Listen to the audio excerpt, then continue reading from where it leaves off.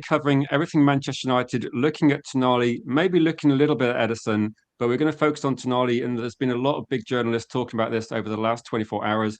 Lots of information coming out of Italy, which is always nice to get different sources. Laurie Whitwell from The Athletic as well, pushing this as well. And I think actually Fabrizio has been saying a few things. But I'm going to be joined by Dylan for this stream. And welcome, Dylan. Always good to get you on. Hey, Rich, thanks for having me on. It's a bit earlier than usual, but it's nice to get on the early one. It's quite nice to actually have suddenly a few stories coming together, and this one, and I'm kind of like looking forward to it, thinking, okay, there is a short list, and I think just to quickly set the scene, Manchester United have been talking about Anderson for a lot of the transfer window. Ederson was being talked about, but I think he's considered a sort of mid on the list sort of signing, and I think Tonali's always been up there. How do you feel regarding like this? Like, if Anderson's going to City, I think a lot of us think that's going to be happening. Do you think Tonali is going to be the like big signing we go for? Because it looks like we're going to try and spend quite a lot of money on maybe one or two sort of statement signings, if you put it that way. Yeah, that is kind of the way that it's looking. All right, from the reports coming out, it's going to be two kind of hefty midfield signings, and if Tonali was one of them, I'd be delighted, to be honest. Like, you look at players who, when you're looking at players who are from teams that are kind of lower down than us, let's say, I know Newcastle are a relatively big team, but they've had a pretty iffy season. He always stands out. You always watch Newcastle and you always pick out Tonali. Their midfield is just, they're a really dogged midfield. They'll run themselves into the ground for you. They'll cover every blade of grass. And he's a really good footballer as well on top of it. I think a big thing with dealing with Newcastle now will be if the interest from Bayern about Anthony Gordon is getting a few legs and they can sell him. I don't know, will we have that much of a chance to actually go get him? But if we can get in early, we can get the deal done. It'd be a great signing, I think. A very, very good signing. Yeah, there's like a rumor, isn't there, that Newcastle might want to try and sell one player. I know Newcastle fans say Tonali is going to be someone that if they do sell him, it's going to be quite expensive. But the idea is that they try and use that to rebuild their team or to try and get a bit of money into the squad of the team. I mean, Newcastle's finances might be a bit tight. We're missing out on Champions League football. So would you look at this as going to be like if Anderson's like 100 million as an example? Do you see Tonali as being like a bit cheaper than that? Like I saw something a week ago that said about 80, which I thought is probably about right. I think if you're looking at to put a figure on it. Yeah, I'd probably say around the 80 as well. I think, hopefully you could get him around the range of 70 would be a great pickup, I think. But I think they paid kind of 58 million for him a couple of years ago, was kind of the price range they paid. So you won't be getting any lower than that. He's had two very good years. Obviously, he had the 1 year where he didn't play much, but he's had two very good years in Newcastle. He's really establishing himself as one of the best midfielders in the league. And for that, like your Elliot Andersons, your Adam Whartons, you have to pay a premium for it. And if you're getting him for 70, 80 million, I think get it done, definitely. Yeah, I was going to say if you look at this, like where would it stand? If you were making a short list of options, I will jump into the live chat in a second to get people's opinions. If you're going to make a short list and everything was on the table, is Tonali quite up your list? Because I think for me, I had maybe Anderson as like the top one, but it's going to be. I'll just say with for Tyrone, there's a lot of different sources out there. I chose this one for the nice photograph, not because it's like Laurie Whitwell. I couldn't find a picture of Laurie Whitwell on the Athletic and Tuta Juve as well. So this is why this is why the screenshot's up there, just to give you an idea.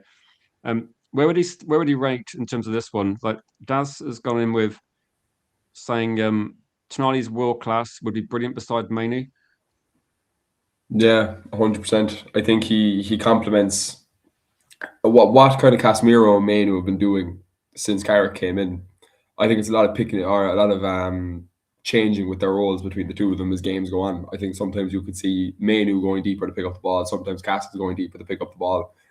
And if that's the way that we're going to keep going forward with, it does kind of look like Carrick is going to get the job, then he's the perfect profile. He slots into that. He can do the defensive work. He can pick the ball up deep. He can kind of control the tempo of the game if you need to. He can go further forward. He can give Mainu a little bit of a license to go further forward, when they are kind of switching that role.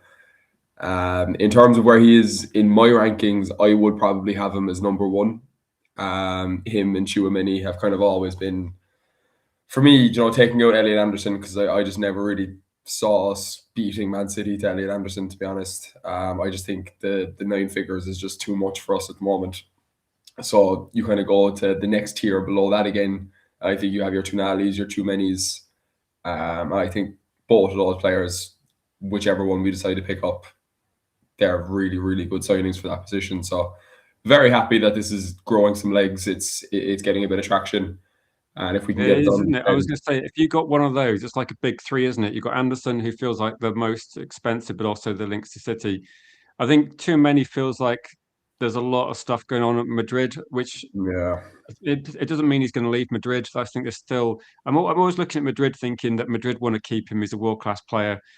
He's going to be probably a Madrid player next season. If something did happen, I think Man United are just there in case something dramatic happens. So if too many did leave Manchester United, their interest will be pretty well registered, and it might be they try and go for him. But I think Tonali feels like the most achievable. He's not at the World Cup. He's going to be able to communicate with him a lot more effective. Newcastle are open to selling him, and I think Tonali would be definitely interested in a move to Manchester United if they moved quite quickly. And a question from Stephanie is: I have seen this linked. I have seen these links with Agate to Newcastle. I mean, I'd be surprised. I don't know what I keep when you keep seeing the same sort of stories. What do you think about this? Like Agate has been like talked about as some sort of leverage. I'm not sure if Newcastle are going to be interested in that, but it is a fact that maybe I would say, from my point of view, before you respond, Dylan, is I think Agate will be sold to a team possibly outside the Premier League, like Italy. There has been interest from other teams like Galatasaray, but I think maybe like an Italian team or certainly a non-Premier League team, and then that money would go towards it. But I'm not sure that Newcastle will be. I think Newcastle want to spend the money differently. I don't think they want Agate to go as a part of the deal. Yeah, I'd probably agree. I mean, I've seen a few links from Ugarte to Newcastle. I just don't really buy any kind of top Premier League team, any kind of halfway down the table Premier League team looking at Manuel Ugarte. To be honest, I think we've just seen over the last 2 years he just doesn't do it in England. He's too erratic. He just panics a lot when he has the ball. He's very rash when he goes into challenges, and he's picked up a couple of red cards. He just hasn't set the league alight at all since he came in. Now, if Newcastle are interested in him and you can take 25, 30 million off the price by giving them Manuel Ugarte, I think it's a very good bit of business. But deals like that aren't really what Man United are known for. So I probably agree with you, Rich. I think he'll probably be sold to like a Roma, a Galatasaray, someone like that. And then that money that we use will be used to fund Tonali. If you can get 25, 30 million from, take 30 million off 80 million, if you're getting Tonali for 50 million net spend, I think that's a really, really good deal. Yeah, that's what kind of figure I was thinking, that if Man United are going to sell Agate, I've heard they might take 25 million, which, okay, if they can get a bit more, they can get a bit more, but I'd imagine that might be roughly the price. Then you look at Tonali is potentially costing 80, is like the story that was put out there a couple of weeks ago, saying that that's how much. I think Man United have done the groundwork and know roughly how much it'd cost. I think Bruno Guimaraes was apparently a little bit cheaper, but he's a few years older, and United tend to not sign players of that sort of age. And I think I agree with Cody here. I think Agate leaves the Premier League, and it's still the same for us, isn't it? If Agate leaves the Premier League or goes to Newcastle, I don't think the value changes. I don't think the Mm. price changes particularly too much. And I think Newcastle would have their eye on other targets. And I think the problem with Agate is, like you said, the Premier League doesn't give you a lot of time. And maybe it makes Agate look worse because as soon as he receives possession, you do have to make those decisions quite quickly. And I think it looks like he's panicking because probably he just doesn't have the time that he would have had in say Serie A or potentially Turkey or something. So it might be that factor. Yeah, definitely. I think we're under no illusion that we're not going to get a cheap deal from Newcastle.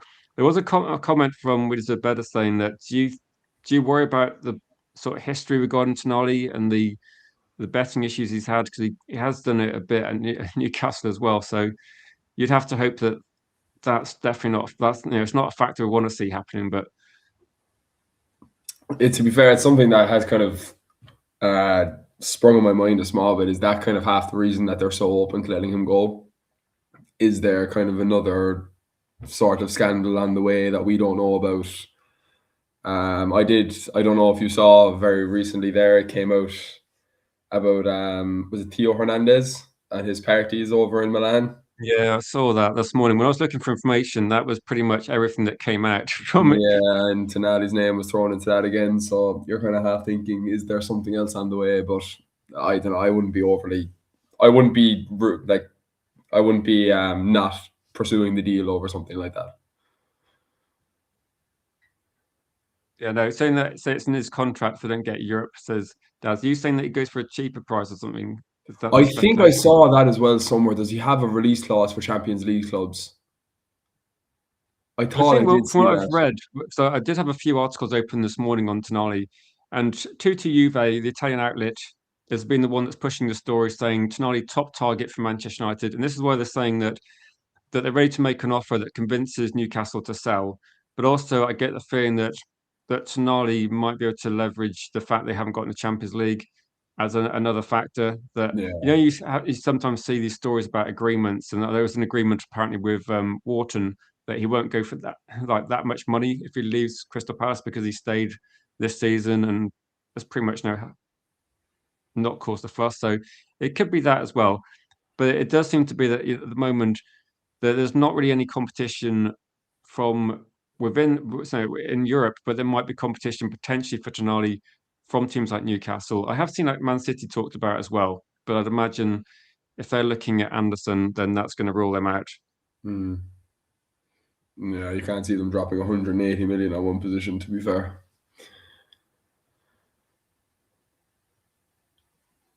Jules is saying that Agati needs to be partnered with an Orcus straight to like De Jong. Yeah, probably does. I think it's just not really worked out that well for Agati in the Premier League, yeah, and it might do well quite somewhere else. So I wouldn't be surprised. So yeah, Valverde's being talked about. Now, would you be if Tchouaméni was available, is Tonali still your top choice, or do you like because I'm kind of 50-50 about this one.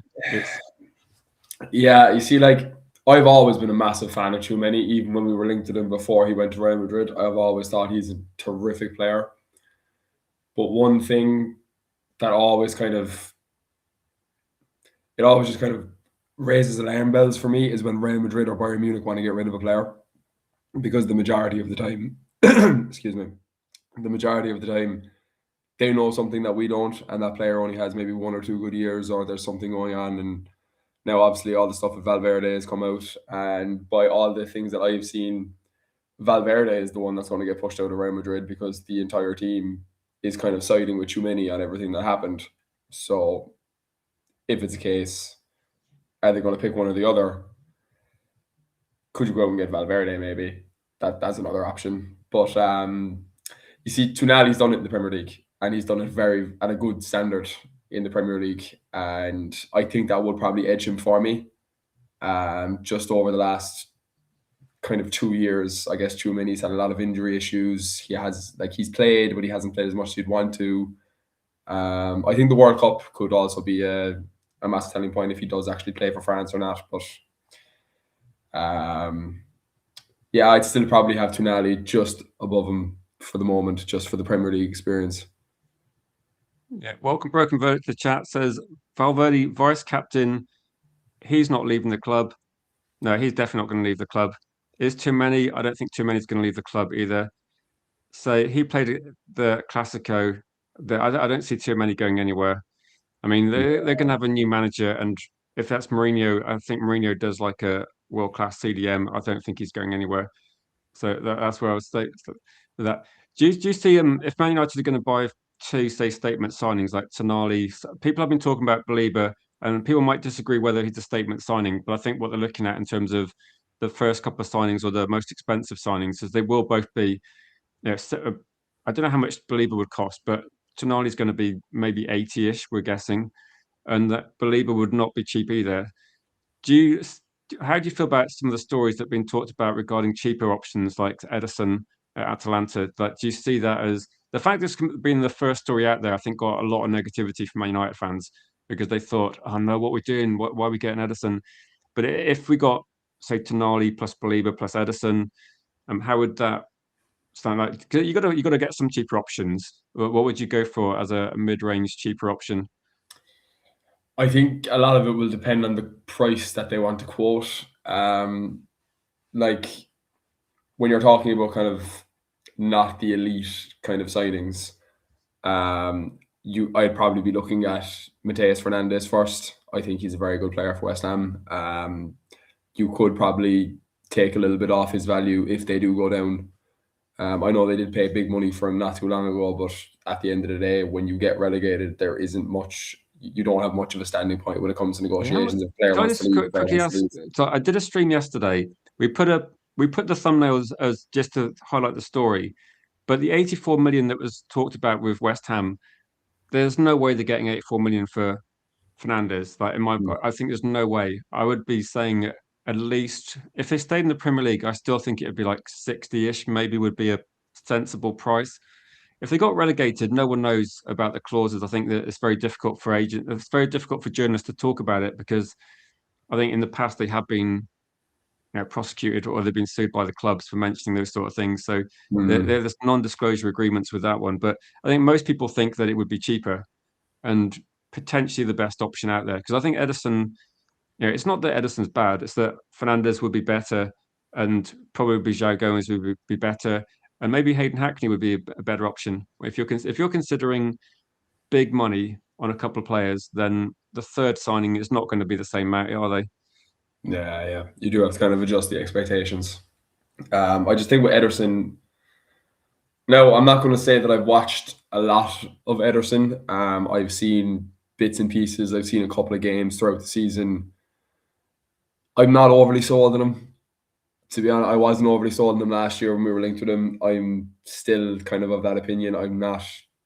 If we got him, I wouldn't be jumping for joy over the moon. I think Mateus Fernandez just makes a little bit more sense. Again, they're going down the route of the Premier League proven players and whatnot. And now, It's then like again, potential, isn't it, as well? It's like potential where Edison is 26, he'll be 27 soon. He doesn't improve at that age. Like that's not to say he's bad, but he doesn't improve, doesn't suddenly find a new level, I don't think. But yeah, when I've watched bits of him, it's not that he's bad. It's that is he exceptional at anything? He's like he's decent on the ball. He's quite strong actually, so I think he'd do okay in the Premier League. Like it's quite physical. But I'm just looking at thinking, can Man United get someone that can do something similar, but for like 5 years younger, and then potentially build the team around like someone like Fernandez would be exciting. That's the kind of player that PSG would be looking for, and they are interested. I think that makes a lot of sense. I think Tonali is one of these players that you get because he's the right age. He would be a better signing than Edison for sure. And if you got Tonali, I think you got the experience there, and you got Bruno Fernandez. I'm not sure Edison would be. I don't know. It seems like it doesn't seem like an in-your signing, in my yeah, opinion. yeah. I agree. It just doesn't. The age profile, the price, where he's coming from, none of it kind of lines up to what they've been doing predominantly for the last 2 years. I just don't see it happening, to be honest. Now again, if it does happen, he's a steady Eddie of a footballer. I think is probably the best way to describe him. Like Yeah, I think that's he's fair, isn't very it? good across the board, but he's not stand out at anything. As you said, like He would have been a good no signing two attribute that you years pick him ago. out for straight away. If we'd have got him instead of Agate, it would have been a more sensible deal probably Yeah, a couple of yeah, years ago. yeah. If you got him when he was kind of 24, it would have been a lot more of a better signing. Welcome, Kenny says tonight would be a top tier signing. So it does divide opinion a little bit. I know a few people aren't quite so keen. And welcome, Rob, to the chat as well. Good to see you, Rob. And so Broken Verdict said apparently Man United have about 300 million for a minimum of five players.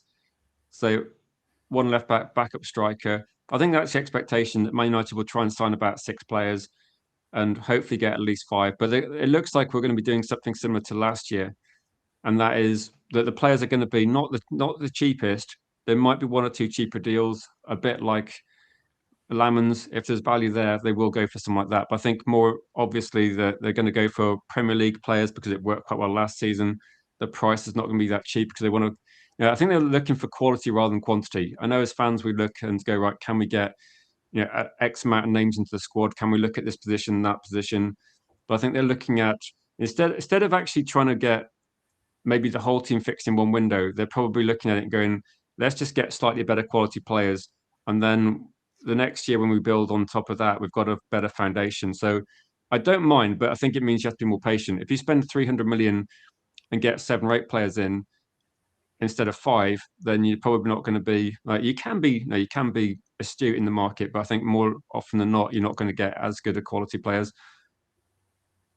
Yeah, and it does kind of seem like from their first window they went very defensive heavy. Their second window they went very attacking heavy. This window they're going very midfield heavy. It does seem like that they've kind of had this in place for a while. Like they've known kind of direction they're going with the markets a lot quicker than we did. So this is the strategy that they went with, kind of rebuild different areas of the pitch in each summer. Then I suppose they're coming into not this summer but the summer after, and you're kind of going, we could spend 300 million on 3 players here just to get the world class players into each line, and then you have a much better base to kind of build off of then. But that there is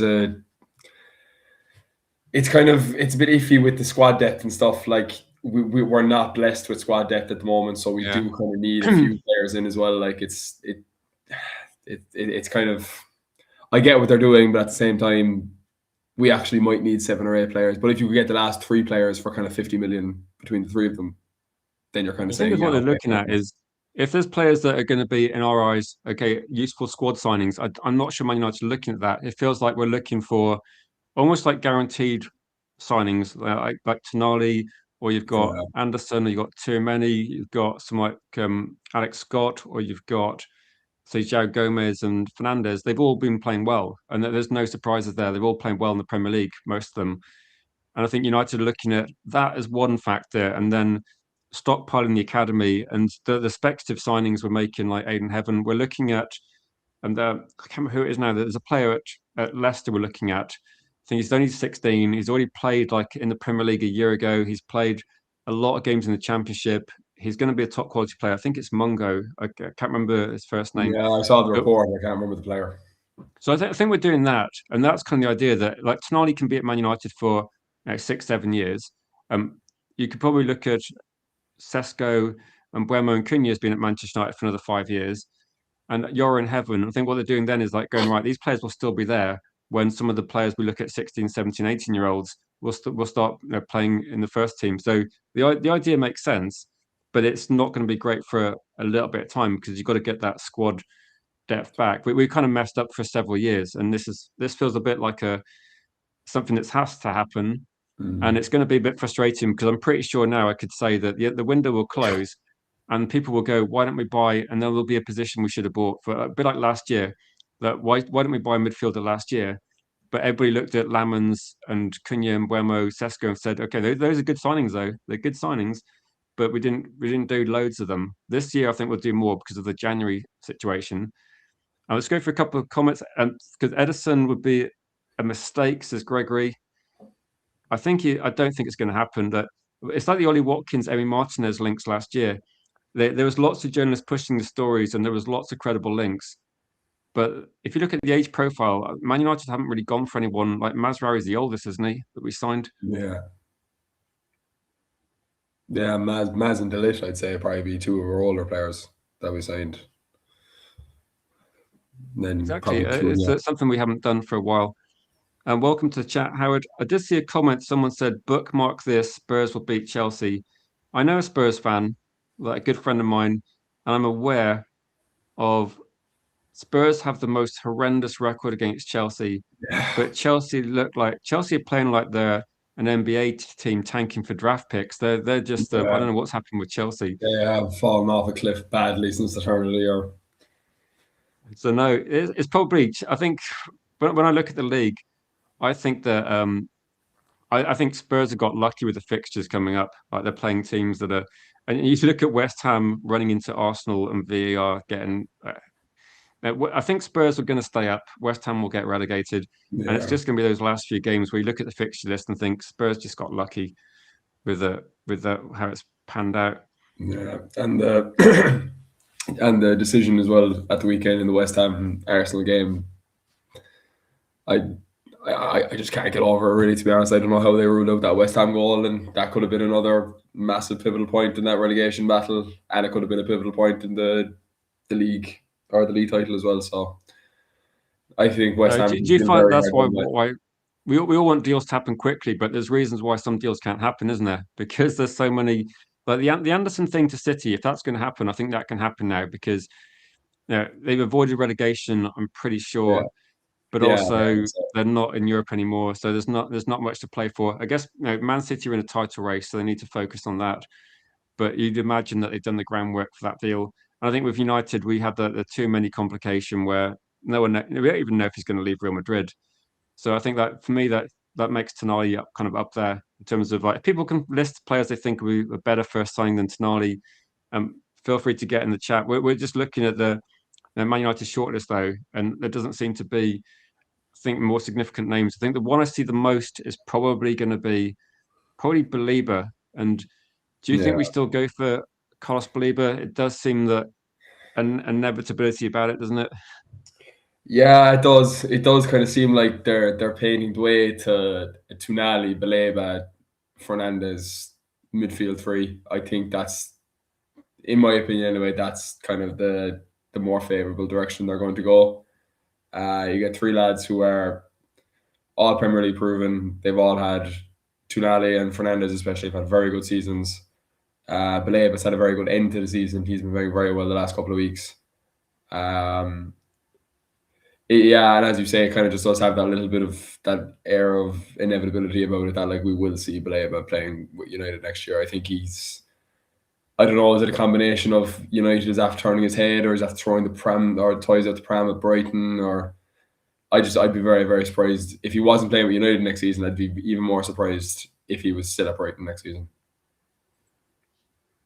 The only thing I saw was like I was trying to find some other clubs linked to Belieber, and it's quite difficult to find that. There's apparently been like some links with Liverpool, but I'm not sure that.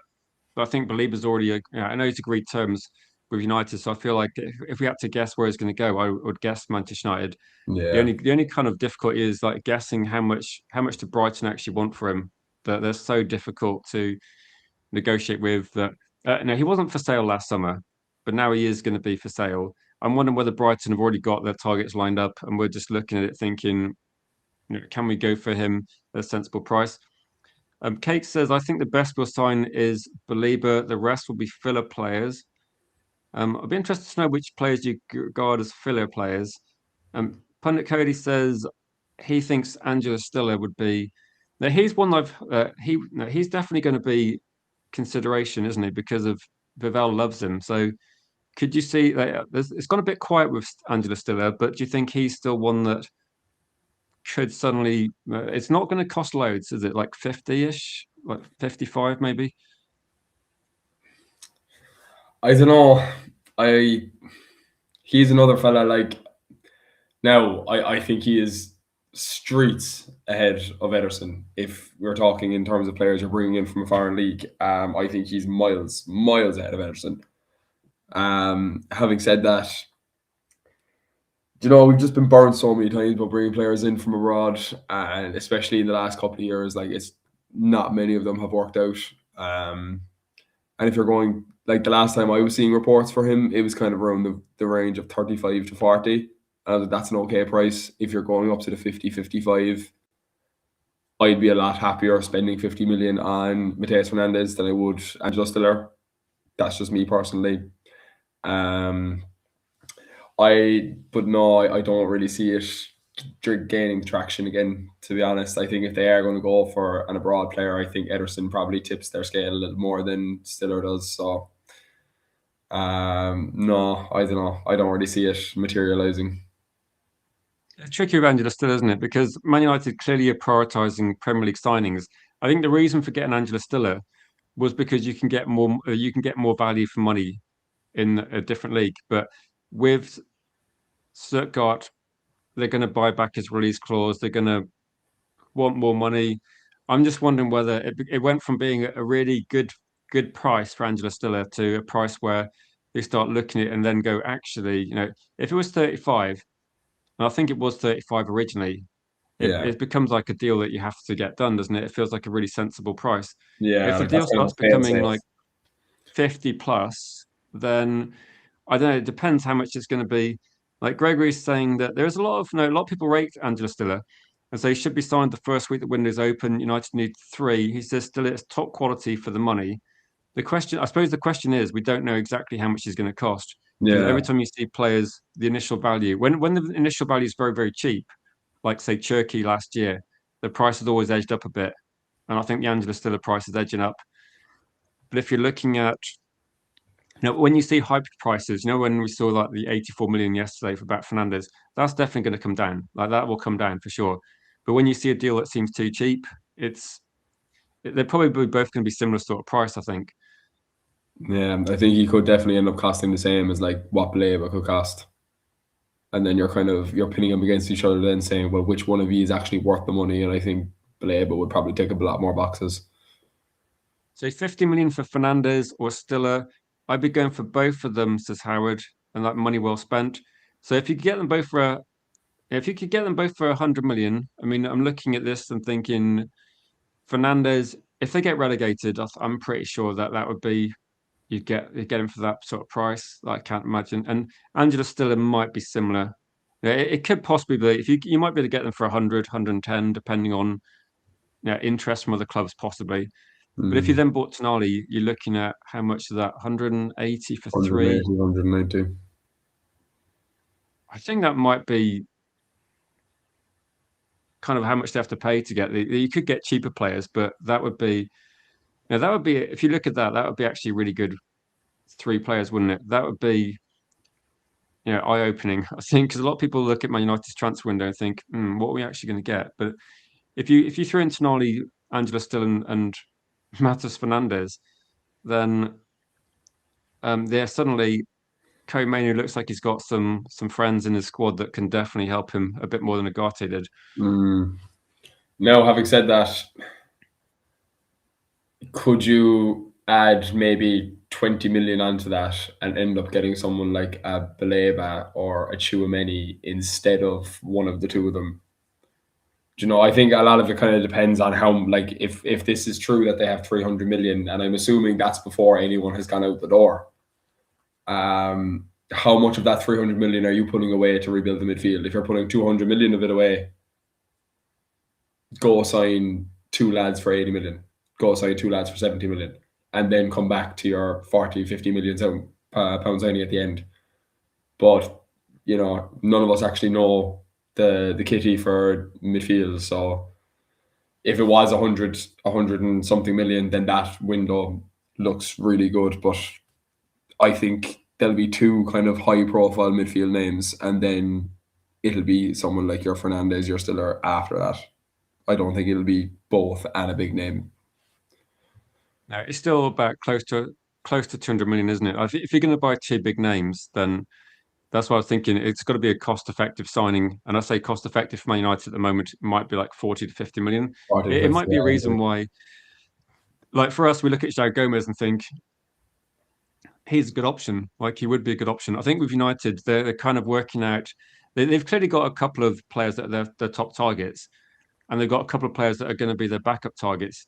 The issue is going to be that maybe the backup signings are potentially easier, and that's why there's a lot more talked about them. So I get the feeling if you're Edison, what do you do? Like there's interest from Manchester United, but I think most Man United fans don't think we're going to buy Edison, and Atletico Madrid don't want to pay the price that Atalanta want. So I mean, I think if I was him and Atletico did actually meet the valuation, I would go there because I'm not sure Man United. If I was advising, I would say, look, Man United have probably got you're not their top choice. So we've seen this in the past with Ollie Watkins and other players that they're relentlessly linked, but I'm not sure we're going to go for him. D Hexian says which of the midfielders will be Casemiro's replacement. Say Tonali. Tonali gets around the pitch quick enough. I think defensively, Jules like he's Yeah, he's probably not as good as Casemiro, but he will be more mobile. Do you I look at it that way? Who do you think replaces Casemiro as a sort of starting player? I I just don't think you can answer that at the moment without having at least two of them in the door already. Like if we break the bank for Tonali, if we get Tonali as our first signing, then obviously Tonali is starting. But if someone like Baleba comes in with him, well, Baleba has a lot more of a profile of Casemiro that could actually come in and be a like replacement. So then you're kind of needing, will Baleba get the start, and will he start next to Tonali, and will Kabi actually lose out? Um, Yeah, do you know, it's not a bad situation to have it's a good situation players to be having to in. step Yeah, up for their place. yeah. Like it's not the same thing now as when he was just dropped for absolutely no reason under Ruben Amorim, and the players who were playing ahead of him weren't playing well. That is why I think that, and I think a lot of people that still kind of backed Amarin on that, it's something that they didn't really understand, is that it's not the fact that he wasn't playing, it's the fact that the people that were playing ahead of him were not playing better than him. If it comes a situation where we bring in Tonali, we bring in Baleba, and we bring in Mateus Fernandez, and two of those three lads are playing better football than Kobbie Mainoo, well, then Kobbie Mainoo was not going to play. But as long as United are winning games, that's fine. In my opinion, anyway, I have no problem saying, Kobbie, you need to fight a little bit harder for this. Yeah. But No, in terms again, of actually also coming in for it, if Fernandez came in and it's not guaranteed first team football, again, that's kind of the step up you need. Like for West Ham to Manchester United, the expectation is going to be that players are going to come in on the upward kind of like if you're 21, 22 and you're moving to Manchester United for big money, the expectation is you're going to be improving year on year. That's why we're signing these sort of players at this the age we're getting them at. So I don't mind that at all. I think Ko-Mainoo, if Ko-Mainoo's on the bench and you're watching Ugarte in the first team, there's something wrong. But if you've yeah, got Matheus Fernandez, Belieber, Ko-Mainoo alongside Tonali and Man United playing well, then for me, I don't worry too much about who's in the first team if Manchester United are functioning well and winning games. And you can look at this as the fact we're going to be playing. Now we're going to be playing like potentially like a couple of games a week or 3 games in 10 days. We're going to have a lot more turnaround. So it might be that some of the younger players, like Fernandez, is quite young. Mainoo's quite young. They're probably not going to be starting as many games as someone like Tonali anyway. So for me, it's not a massive concern that yeah, I don't think there will necessarily be a first team starter. Apart from Tonali would be there with experience, you'd imagine that a big money signing is going to be first team player. But we've seen Cunha get benched for Dorgu for a couple for very high profile games against City and Arsenal. So that's something that could happen. I don't mind either way. That I wouldn't say there's a natural preference. It's good to have a bit of competition. I feel. yeah. Competition and squad depth is two things that we haven't specialized in a lot over the last couple of years. It just seems like a player seems like he's good enough, and he has to play every week. Someone like Bruno, Bruno's undroppable. We can't play without Bruno. And yes, that is true. But if you had someone who could come in and do the job to some bit of a degree that Bruno does, to give Bruno a rest, then you could say, okay, this is the perfect game for Bruno not to play. This is the perfect stretch of a couple of games where Bruno doesn't need to play 90 minutes every week. That's kind of the situation that we haven't been able to be in for so long. And I think we need to get to, if we want to go back to competing on especially four fronts, four competitions, playing probably 3 games a week, 2 games a week at the minimum, 3 games every 10 days. You need a second 11, quote unquote, who are just as Yeah, good, if don't not you better than agree? your Yeah. first team. I was going to agree with Jim as well and say, Jim, you're right that if you're going to try and replace Casemiro, you're probably going to get somebody that probably isn't quite as good in the air as Casemiro. They're probably not going to be quite as good in terms of winning their duels as Casemiro. They're going to be a bit more mobile. It's just you're going to get different strengths, different weaknesses, but you're going to still get a quality midfielder. Like all the midfielders we're talking about are going to be maybe excel at slightly different things. So it's not that for me, if you're looking at replacing Casemiro, effectively, we're looking to rebuild midfield. So maybe the way I'd look at it is if Man United move on Casemiro and Ugarte and we bring in 3 players as a squad, like forgetting like individual players like Tchouaméni or Baliba, or as a squad, we're in a much better position if we move on from having Casemiro can't play intense matches in a week. We've seen that, and he gets rotated, and then United struggle because they then have to use other options that don't work as well, like Mason Mount or Agate. And this is kind of the idea that if we have three top quality midfielders coming in, it doesn't really matter which ones actually play week in week out. Jules is thrown in like Ampadu. How old is Ampadu? Might be my question, Jules, because I get the feeling that when people talked about who was the He's guy that from we were middle of talking park. about that left Fulham, went to Bayern Munich. Who was the Paulinho. Linia? He was talked about quite a lot as being a cheap option, but I think his age profile, that again, it's not my rules. It's like Ineos's rules. I think if there's a certain age, yeah, they're not going to happen. To 25. It Yeah, could be actually. So Manuel Ugarte moved to Inter Milan says Lucky. We'll have to check that out, Lucky. If that is breaking, that's good news. The good news is there's a few Italian teams looking at certainly Ugarte, certainly Xerxes. And so even Shea Charles looks a decent player. And I did say this as well. If you're going to look at players that are even cheaper, Shea Charles is one of them because United, if there's a deal to be done, I think somebody in the chat, it might have been Danny, said you don't need to overpay. If Man United signed, say for example, we signed Tonali and we signed, I don't know, Fernandez or Baliba, then if there's a player that costs 20 million that's as feasibly as good as a player that costs 40, why not? Like Lamans was a better signing than about five goalkeepers that cost. How much is Donnarumma getting at City, and how much did he cost? And I'm betting Lamans is probably on about a third of his salary, if that. Mm. Yeah, and he's performed to a level that probably none of us actually expected him to perform to. Like he's taking out the one blunder against Liverpool. Like he's been flawless all season. So What do you think about Angela Stiller? I think you mentioned about Angela Stiller, but Boadi is another player that we have to have a Buadi, look I at like now. Buadi. I like Buadi a lot. But again, I just don't see him being very, very high on the list from an Enos point of view. Now, if he was one of the names that we brought in and you could get him on a relatively good deal, I think you could probably get him when we were being quoted him, was it somewhere around the kind of 30, 40 ish for him, or am I getting that wrong? Yeah, what was about? I saw like I think in January they were talking about if if anybody wanted to get Boadi, you'd have to be offering 35 plus that sort of figure. So like 35, 39, I saw bandied around in terms of like Boadi. I think if you go back a year, potentially cheaper. But again, I think these are just stories out there where no one's really tested Lille with an offer for Boadi. I think they rate Boadi very highly.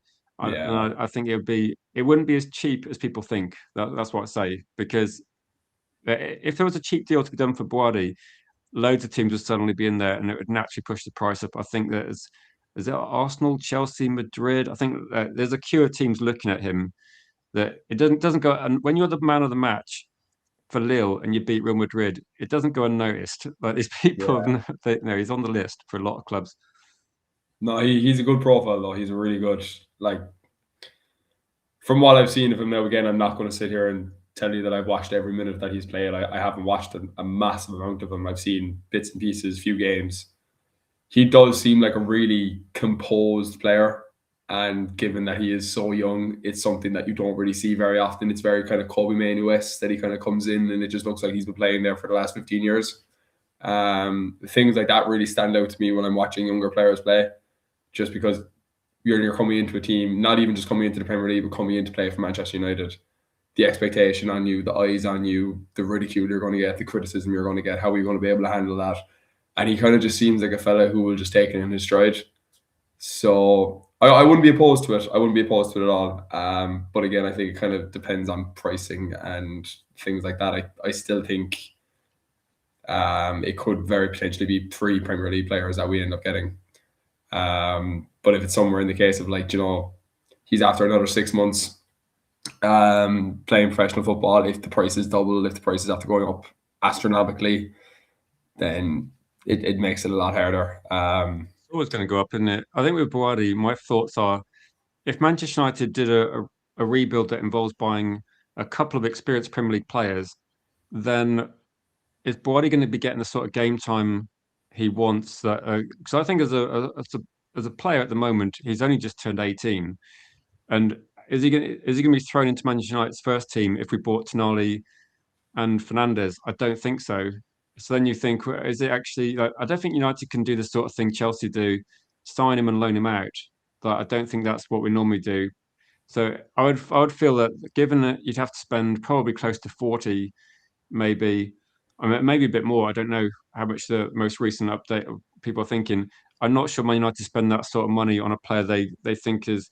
We'd spent a lot on Euro, and it's a couple of years down the line. Euro still's got work to do. I'm not sure whether Buwadi would be the best option for Man United at the moment. Like, and if we had a good first team, I would say yeah, get him in. If our first team was like a lot of players in the mid to late 20s, I'd say get Buwadi in for the future. But I don't know. I think for Buwadi, he's better off staying where he is at the moment. Yeah, I probably agree. I like him though. I think he's really good. Like He is a he very reminds good me a little player. bit of the not in terms of like, how the player is. Like say some of the things Declan Rice used to do at West Ham, where Declan Rice used to win the ball back really well, start setting attacks off. And I think Buwadi's attributes are he's really clean tackling, really good at winning the ball back, and just looks like you said, like he looks composed. He looks like he's playing levels above experience wise. He looks like one of these people that has just kind of just dropped in and is very composed. He's got kind of the sort of focus you get from your older players. He doesn't seem Yeah. a bit like maybe Mainu used to be when he dropped into the first team. He looked quite composed. You don't pressurize him, but I feel he like might be a bit down the list regarding that one. Ollie says, I'll read that comment. So three Premier League players in midfield. So same plan as last year up front, and say probably three at the back next season, as in like yeah, signings, not formation, and established quality team. So we can look for maybe if we start looking for the £100 million players like the Diamondes, your potentially your Yildiz, that might be kind of like in the future. But do you agree? I kind of actually think that's accurate. We did attack last season. We didn't get all the players from the Premier League, but we may have got Watkins, or we might have been considering Watkins. But I think three Premier League that I would guess if we're going to get three midfield players in, I think at least two of them are going to be Premier League players. Yeah. My thoughts. Yeah, I'd agree. I think with the midfield especially, I think it's going to be lads who cover the ground. It's going to be lads who know the intensity of the league. It's going to be lads who perform very well in these circumstances with the league. And then your other positions, whether it be a backup striker or a left back or a left winger, I think they'll probably experiment a little bit more there. They could go out and try and find a little bit of a deal from a different league. They could even go out the route of a younger player, give him time to bed in and settle in. But yeah, for the There's a lot midfield linked, anyway. isn't there? There's a lot of left backs linked, and they're not crazy prices. And I think that and right back. So there's a few. There may be like who am I thinking like that Ryerson's been linked. Do you remember we talked about Kadioglu when he Yeah, signed for we did a stream on Kadioglu, it must have been like 18 months ago. And we were like, can Man United hijack this deal? It's 25 million to go to Brighton. He can play left back, he can play right back, he can play further forward. He'd have been a great player actually for Ruben Amorim, I think, as like yeah, he someone that would could have. do multiple things. Yeah, and he does like he's a player who he can give you a solid 7 out of 10 in all those positions. Like he's not going to be the man of the match a lot of the time. But he'll always just do the job that you need him to do, and he'll do it to a very good standard. And the fact that he is just so versatile, the price was so low. And obviously we were struggling. Shaw had injury doubts. Malacia was nowhere to be seen. It was before Maz came in. Dallo, massive question mark still over him. I don't see how we didn't even try and put that into it. But I think now this year, like, we're talking Fernandez and West Ham and stuff. I think Juve is another player who they should definitely Yeah, go out Juve and is a look good at. one. Ryerson. 'Cause I think we can go younger for left back because we've got Luke Yeah, Shaw, and I'm not sure we're looking at. Like I think some of the players like for me in terms of what Ineos have done, I feel like Kadioglu would have been like an Ineos signing. You got a player that's so versatile, and it seems that every player we're linked to is going to be, we see him as one position maybe, but they can play more than one position. So a lot of strikers that could play left wing or a lot of or vice versa. And I Hmm. think with Kadioglu, you can play in a couple of positions, and then maybe we're looking at like Mazraoui or Dalot. If we've got someone that can play left back or right back, I think it's ideal.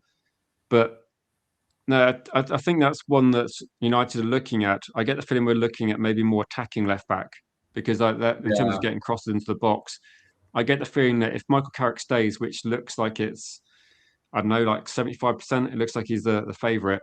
Does like an attacking fullback. I'm not sure Luke Shaw or Dallo is going to be enough. And let's be honest, they've been first team players this season. So I think Diouf is needs experience. I think it could be a good balance. Luke Shaw with the experience, and that would be a good mentor for someone like Diouf that is way better in terms of putting crosses in for Sesko. And I think Dallo is actually he's not largely effective going forward in terms of putting quality ball and on the overlap. So I would say that an attacking left back might be what we're looking at. It's yeah, and just a guess looking at the news. John says Dallo needs to be benched and Shaw and Dorgy rotated, but Shaw may get you saying he might get injured. rotated Shaw might get possibly. injured, getting rotated, which is you see that's another thing with Luke Shaw as well. Like obviously he's just playing every game that he can pretty much this year, but England are playing the World Cup in the summer, and for some reason, for the last five, I would say, international competitions, the season building up to the competition, he is outstanding. Goes to the tournament, comes back for United in whenever July, start of August, and he either can't put together a string of games because he's always injured, or his form just massively dips. And I fully 100% expecting that to happen again next year. I don't think we're going to see a good Luke Shaw next year, especially when even that he has played all the games this year, he's not a shoe in to go to the World Cup.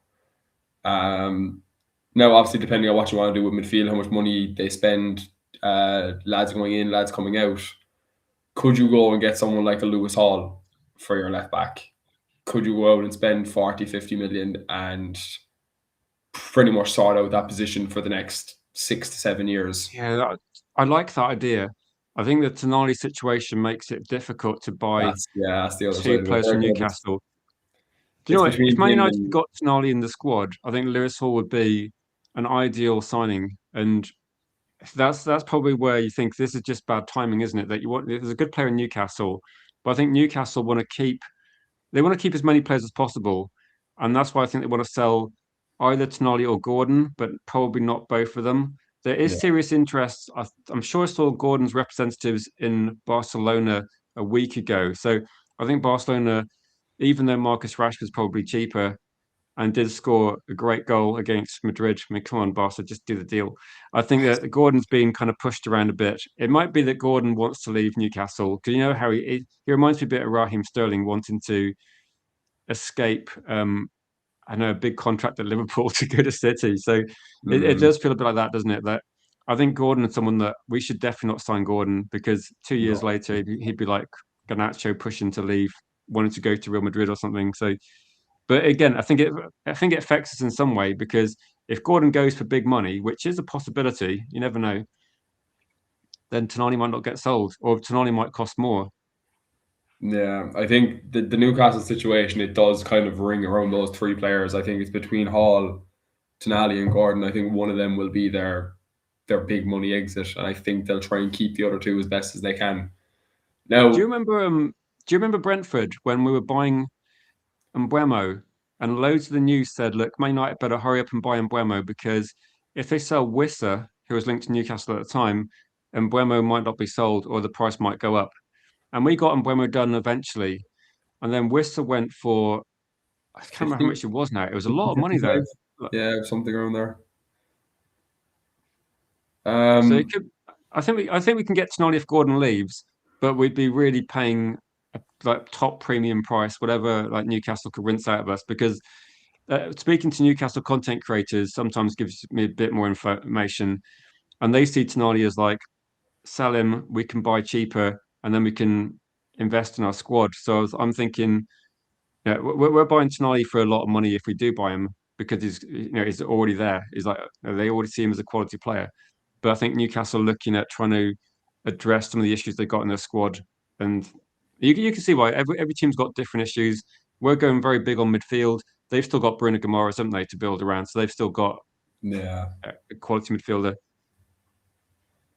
Yeah, it's just like I just feel like Tonali is just the most likely of the three of them, just because I think a massive thing with it is that he's not going to the World Cup. You could get a deal done for him next week. You could get a deal done for him just when the season ends. Whereas Gordon and Hall are probably 99% going to the World Cup.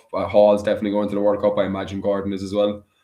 Um, but yeah, things like Gordon going to Barcelona, like he'll cost Barcelona 60, 70 million.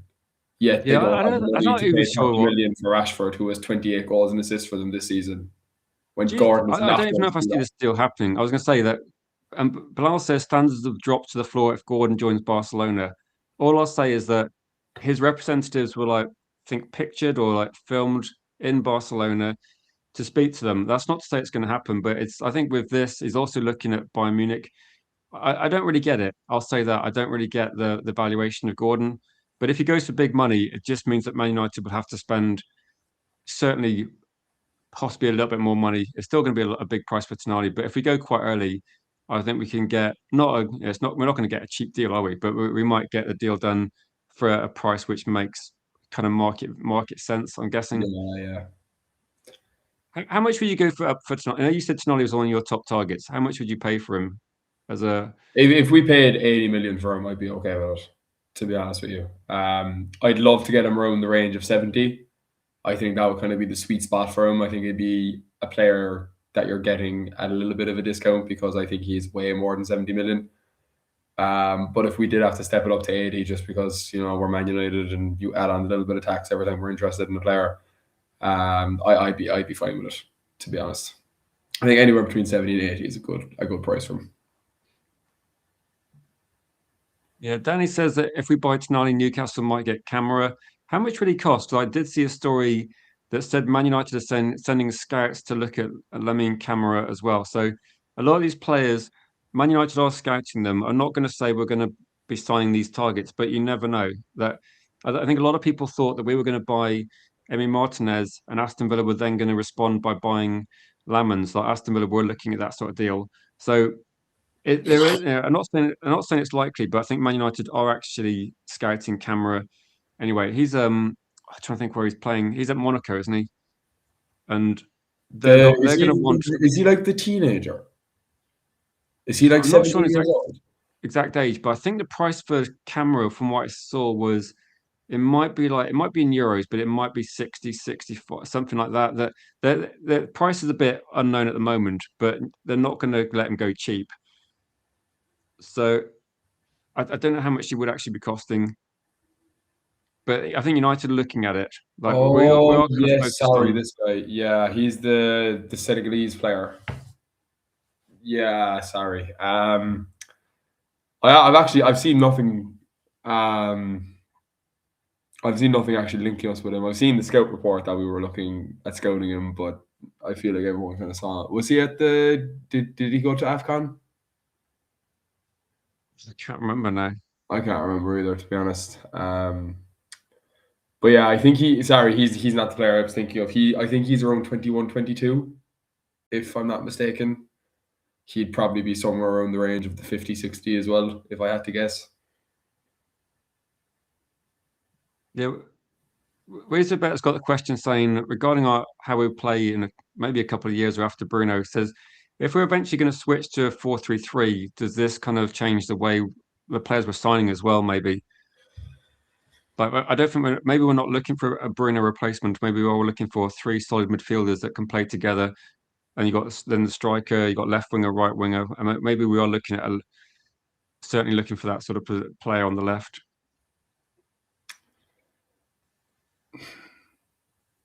I don't know. It's a good question. Because like obviously you see things, Gibbs White being linked with us, Rogers being linked with us, and them being very favoured as the Bruno replacement.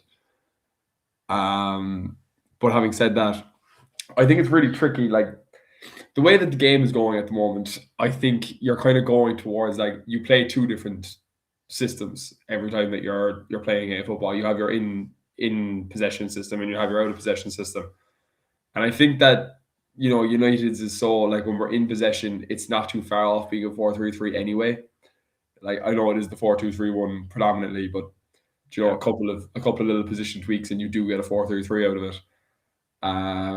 I think the biggest thing will be if they did go to that midfield three, um, can they transition into the out of possession where I think Carrick will probably predominantly stick with 4-4-2, the two banks of four, I think work really well for us.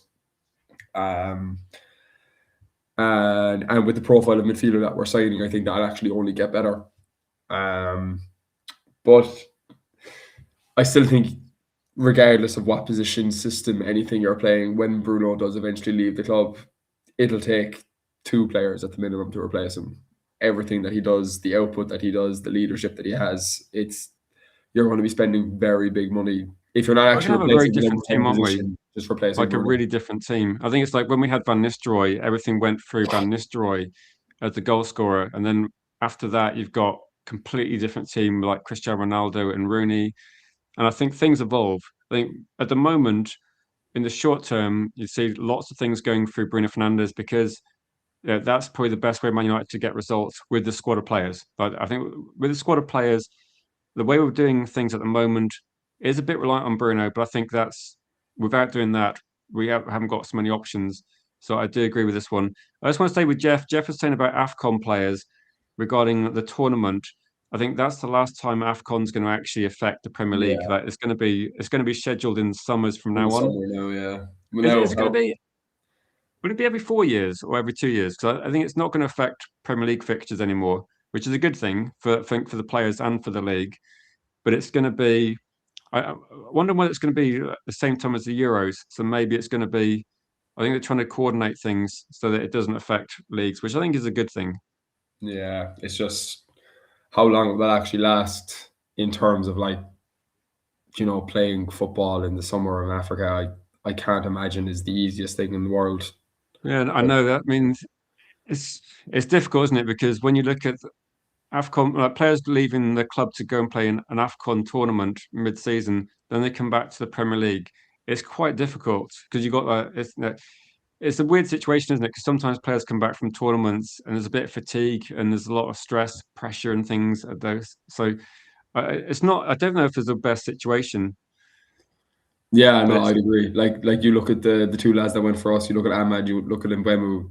They have been shells of themselves since they came back from Afghan. Ahmad, especially, has been no. atrocious since It he feels came like back. it's not a coincidence, but But it I must. imagine that they'll trial it for a while anyway to play it during the summer and see how the players actually respond to it. But I could see that being changed again in a couple of years' time when they're playing in 40-50 degree heat and trying to play that for 6 weeks on top of just after playing 9 months of professional football. Yeah, I it's don't tough, know. isn't it? It's tough for them. They're in a bad They're almost situation. getting like with the World Cup. I mean, I love the World Cup competition, and I see like the expanded thing is potentially a good thing to get more nations involved. The only question I've got really is almost like, is there too much football? You've got Champions League being extended. I know domestically FA Cup replays are gone. They're trying to get rid of those sort of things in cup competitions, but I think sometimes you look at it and think, is there just too much? Because yeah, I think squads need to get bigger. Um, Modern Samurai, big up to you in the chat, says if we can get a deep line playmaker with good passing range, 4-3-3 won't be problematic for us. I get the feeling that that's Wilcox's plan, and it's about how you transition. And next season, we're going to be getting a lot of midfield players. It'll be interesting to see. Go to one. Kate says, is the negativity around Tonali purely based on betting, or do people think he's not good enough? I don't know. It's an individual preference, isn't it? That Yeah, I think Tonali's a decent signing, but I think there's a lot of good signings that would be as effective.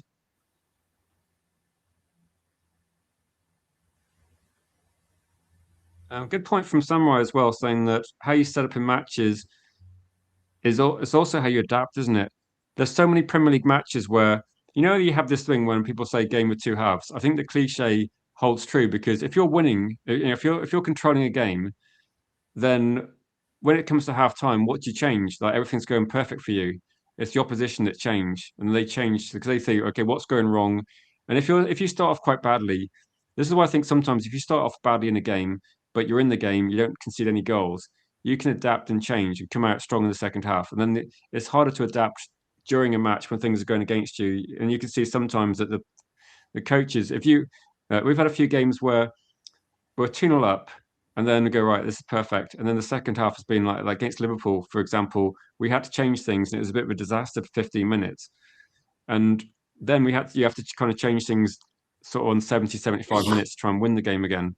So Yeah, maybe with this, I think all this factors into saying that if we sign three midfielders, I don't know how you feel, Dylan, but if we sign three midfielders, it's going to give us way more options to like change things up during a match. Which, let's be honest, if you're watching a match, what scenario are you envisaging where you think, right, get Agati on, there yeah, isn't really one, is there? I don't no, mean to be harsh on Agate, but there's not enough options on the bench. yeah. Like from like you're 100% right. You're bringing three players in who are probably going to be in one way or another very different from each other. Whether Tonali kind of gives you the 6'8" hybrid, Baleba or someone like that gives you a more out and out kind of number six.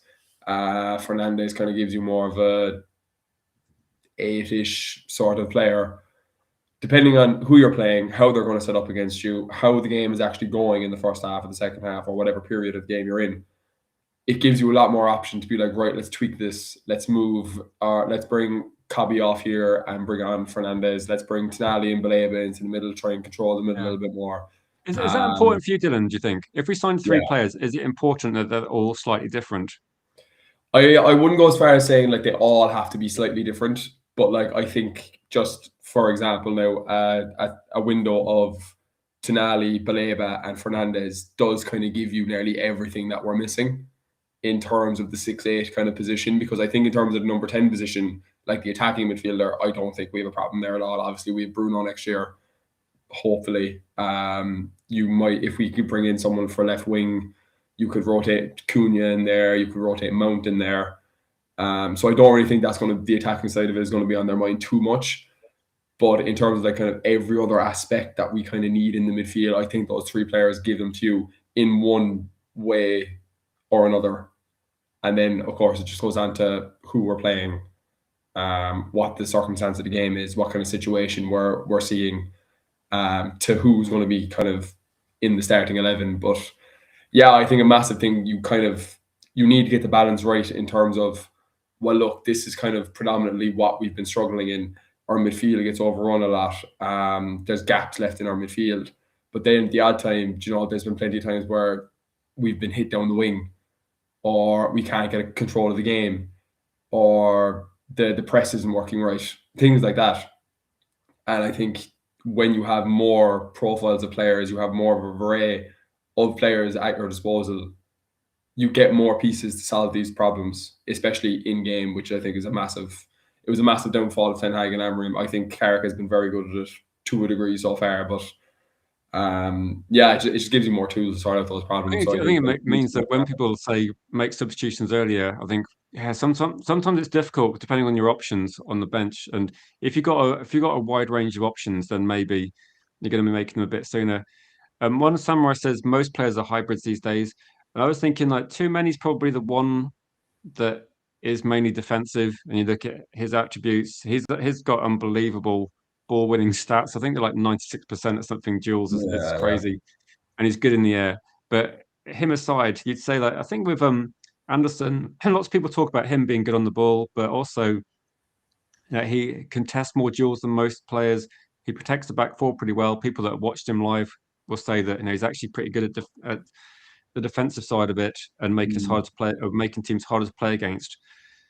So it's no, it's I think it's look at Belieber as well. That he's been playing more defensively this season for Brighton. And if you look at his dual winning percentage has gone really high up this season, like really high. But he's not making the runs he was last season. So he's just doing something slightly different, playing alongside different teammates. So I think Belieber could also play in two different ways.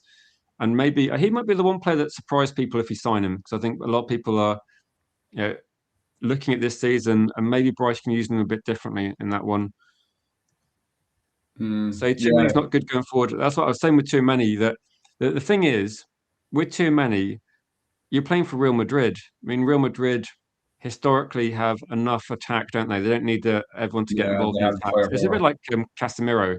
If you're Casemiro and you've got Modric, Ronaldo, Bale, I don't know, all the other players I've forgotten about, Benzema, how much does Casemiro need to get involved in the attack? He doesn't need to. They got that covered, I think. Yeah, and that is kind of hoping where we'd be eventually, that we wouldn't be relying on the player who is nearly closest to our backline to get involved in attack. You'd be hoping that the four players up front would be able to have it covered. Yeah, the fact he does is crazy, isn't it? The fact that Casemiro has scored that many headers for someone Yeah, that's supposed to be the defensive player. No, but you never replace that, do you? I think in like years time, we'll be talking about Casemiro's headers and thinking, it's outrageous. But like Steve Bruce got loads back in the day.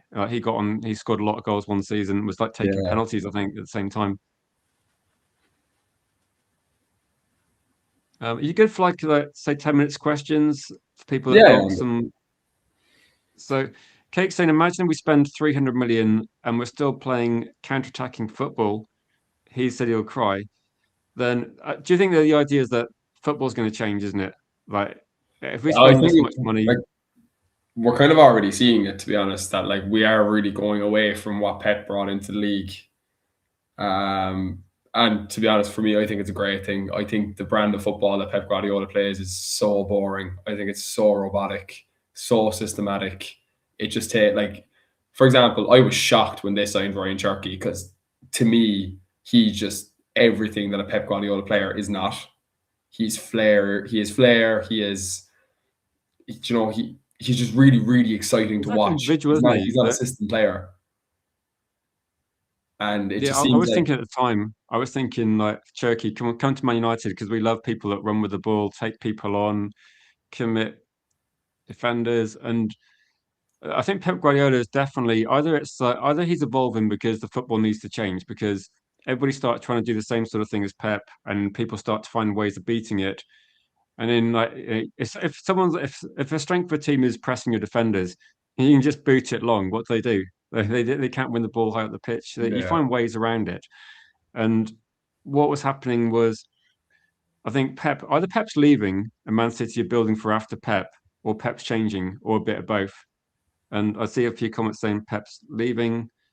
Um, so Pep nearly destroyed Doku.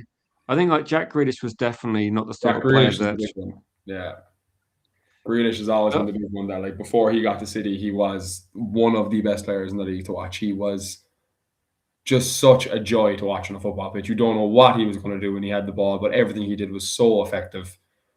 And then he just gets to City and he's just a 1-2 merchant, and he's just passing back, and he doesn't take defenders on, and he's now more known for going out on the piss than he is for actually playing football. And I think a large part of it is down to Pep Guardiola himself, not even the move to City, just Pep Guardiola using him so poorly. yeah, Broken Verdict said I'd get camera, but it's 27 more attack. So that you got Tonali too many. There's a lot of options here, isn't there? There's a lot of options. No, I think Yeah, what people are saying is that football evolves, and we're seeing loads of like set pieces. We're seeing loads of like counter-attacking football, and we're seeing that being an effective way of winning games. It seems a bit like some of the games against, say, Arsenal, for example, felt like a '90s game like this season, where it's yeah, like it was attack after attack. Arsenal responded by attacking after we took the lead. We responded by just going all that attack and winning the game that way. It wasn't a game of like I think the first 20 minutes was like a defensive masterclass by Man United. We kept things very tight until the game opened up.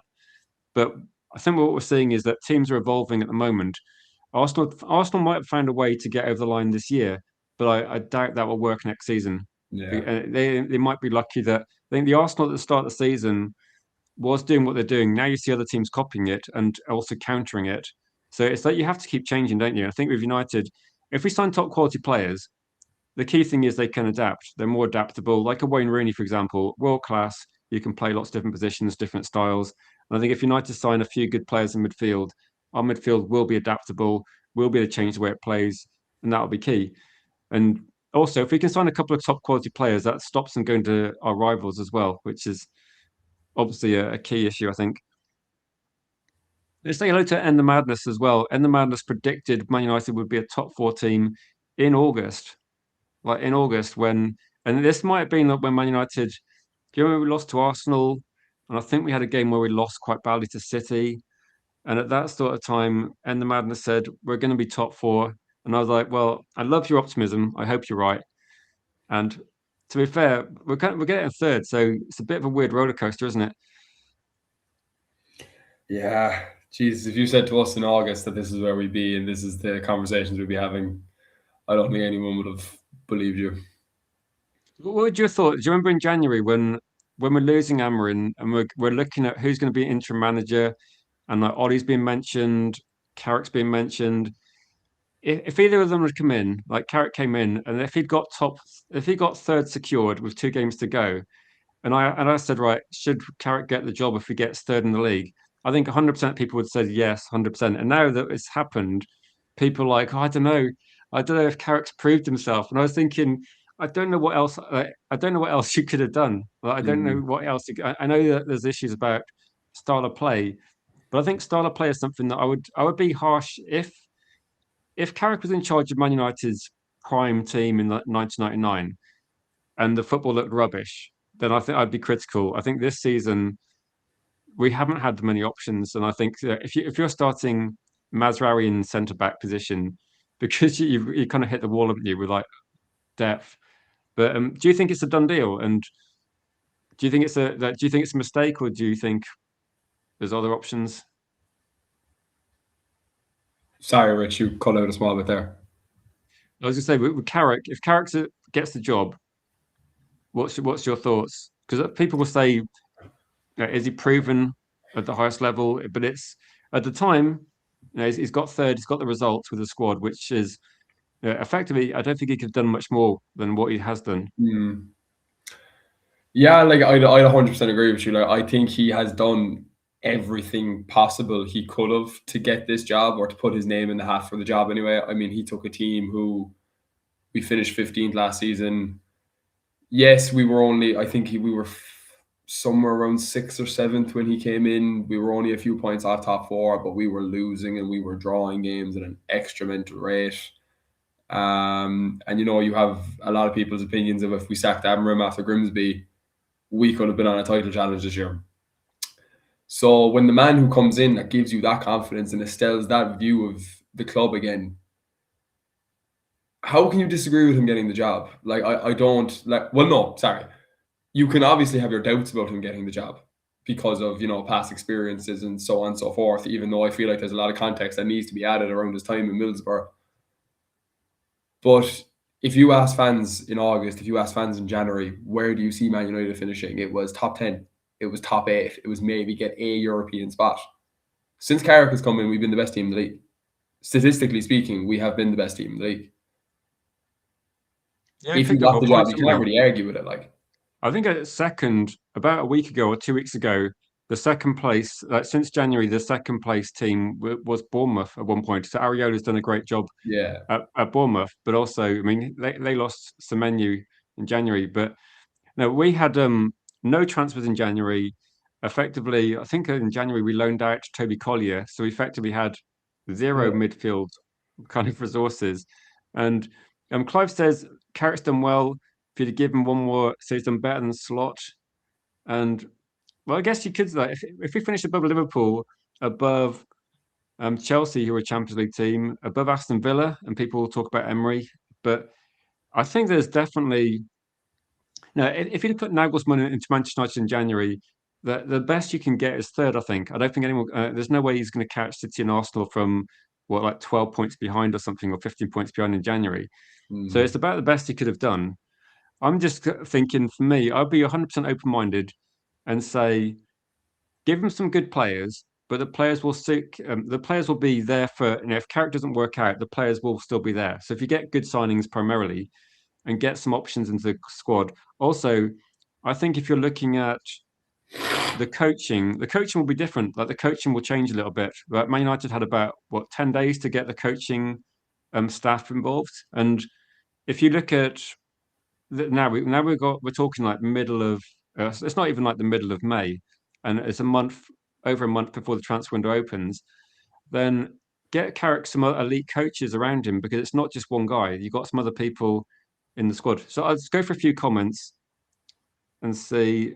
So you're still waiting to see how Carrick does against Forest and Brighton. You see, like I don't understand that, like, because they're both dead rubber games. Like these games mean nothing to us. Third is nearly guaranteed. We need one more point to guarantee third. Champions League is secure. He could easily go out in these next two games and play such a rotated team. So like if you're basing your opinion on these next two games, there's not Yeah. really a massive point really. Like If I stay with Cody, just to a bit of context about this one, that Ole Gunnar Solskjaer got very good results, but most of the fixtures he was playing were teams near the bottom of the league. Manchester United, we actually played. I think we played. I'm sure we played Wolves and who's the other team that got relegated early? And Burnley. Burnley. We played Wolves and Burnley just before Carrick took over. So effectively, his first games, we played all the top teams. Like over this run of games, I'm not sure how many games Carrick's taken charge of, but we played most of the teams. Our run was we played Arsenal and City, the top two teams. We played Fulham, who were actually in really good form at the time. We played Bournemouth, who were the informed team. We've beaten Liverpool. We've beaten Chelsea, beaten Villa. We've literally beaten every top six team I think we've played since Carrick's taken Yeah. over. And the worst defeat was by one goal. That we played most. The fixture list has not been kind to Michael Carrick. That's the point. When he took over, if you look at the fixture list he had, the easiest game was probably Spurs and like the top 4 or 5 games. Like every other team was like a top quality team. Yeah. And It like, I was think it was tricky. and like you to put more kind of context around it, how many days did he have to prepare for was it Arsenal or City he played first? It was City, was it? Yeah, City was the first game, wasn't it? Because it was a really good win, and I was like genuinely surprised watching that game. That Oh, was me too. Me too, yeah, because we could have done them for 4 or 5 that day. those are 100%. potentially the two best games of the season for me. Like beating Yeah. Liverpool's always great, but I think the drama of the Arsenal win and the team performance against the City one was just probably the best we played all season. Yeah. The But City game was incredible, all right. yeah, I don't think he had loads of time to prepare. Because if you remember for the City game, he went very kind of like most experienced players to start with because we were going to go back to a back four. So I think he brought Maguire and Lissandro Martinez back in because I think there's just a change of formation. So people like Yoro and Aiden Heaven were on the sidelines for a few games. But I think that was just because we're going for the most experienced players that would be more effective at that. So Yeah, yeah. I think they did the right thing. Like I know people as soon as he came in, we won about 4 games in a row, didn't we? And people said, why is he benching these players? And I was like, because Yoris had like 3 different managers, or he's had an interim manager, etc. And I think what he did was it's almost like a reset, isn't it? Sorry, Clive. I know you're a Liverpool fan. I'm pretty sure you're a Liverpool fan, Clive. But no, you won the league last year, so I mean, come on.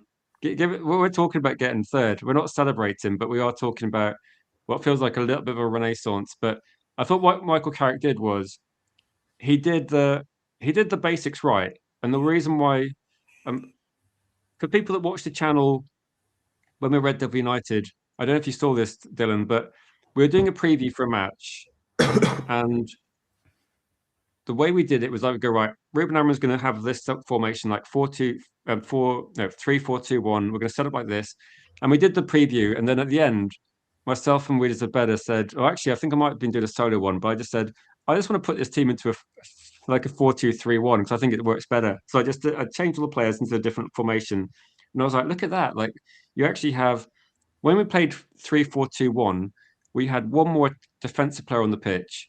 When we moved to 4-2-3-1, we had 5 attacking players, 5 defensive players. So you think, okay, you got your rest defense, you've got your attack. I know it's like I'm oversimplifying things, Yeah, and I yeah. was thinking the average team position was like say 5 to 10 yards higher up the pitch, and everything looked more attacking. And I was like, this is kind of quite basics. Michael Carrick didn't come in and reinvent football. He came in and got the best out of our team. Also, Yeah. a massive thanks to One Samurai for the super chat. He says at the beginning of the season, Everyone was crying for better players. Carrick takes over. Everyone forgets how bad these players allegedly were, and he says coaching matters, and it shows with Carrick. And I think that's 100%. That 100% that the players haven't changed. That's the thing, isn't it? And one thing I would say, I'm not going to put words into your mouth, Dylan, but this is kind of my assessment of this season. We finished 15th. It's a disaster. Manchester United sign a much better goalkeeper and three players that are much more capable of taking chances, scoring goals, finishing, etc. And the results improve. Like Amram was improving. I'm not going to say he wasn't improving. Amram was improving, and I think we just found another level with Carrick. So I think we had like Carrick was a better coach than Amrin, but Amram was improving. Like Amram might have been getting better coaching as well. So I'm not going to say that Amram was getting worse and worse because we weren't getting worse. We were improving, but I think Carrick has shown that I think he's realised the potential of the squad where Ruben Amram might have got fourth, fifth, sixth, possibly. Honestly, I think if it was a case of if Amram was still here, I don't think we're in Europe. Personally speaking, I think that I don't mean Champions League now, I mean European football at all. I think we'd be down near enough with Chelsea. And the reason I say this is because over the last, let's say, I think it's 15 games that Carrick has taken over, there have been games that we deserve to win, that we comfortably deserve to win. There have been games that we won that we weren't great, and there's probably been a couple that we've won that we deserve to lose. With Amorim, there's probably a handful of games that you could say in his whole tenure that you could say we deserve to win, and of those games that, let's say Carrick, where we're not playing great but we still get the job done, Amorim couldn't do that.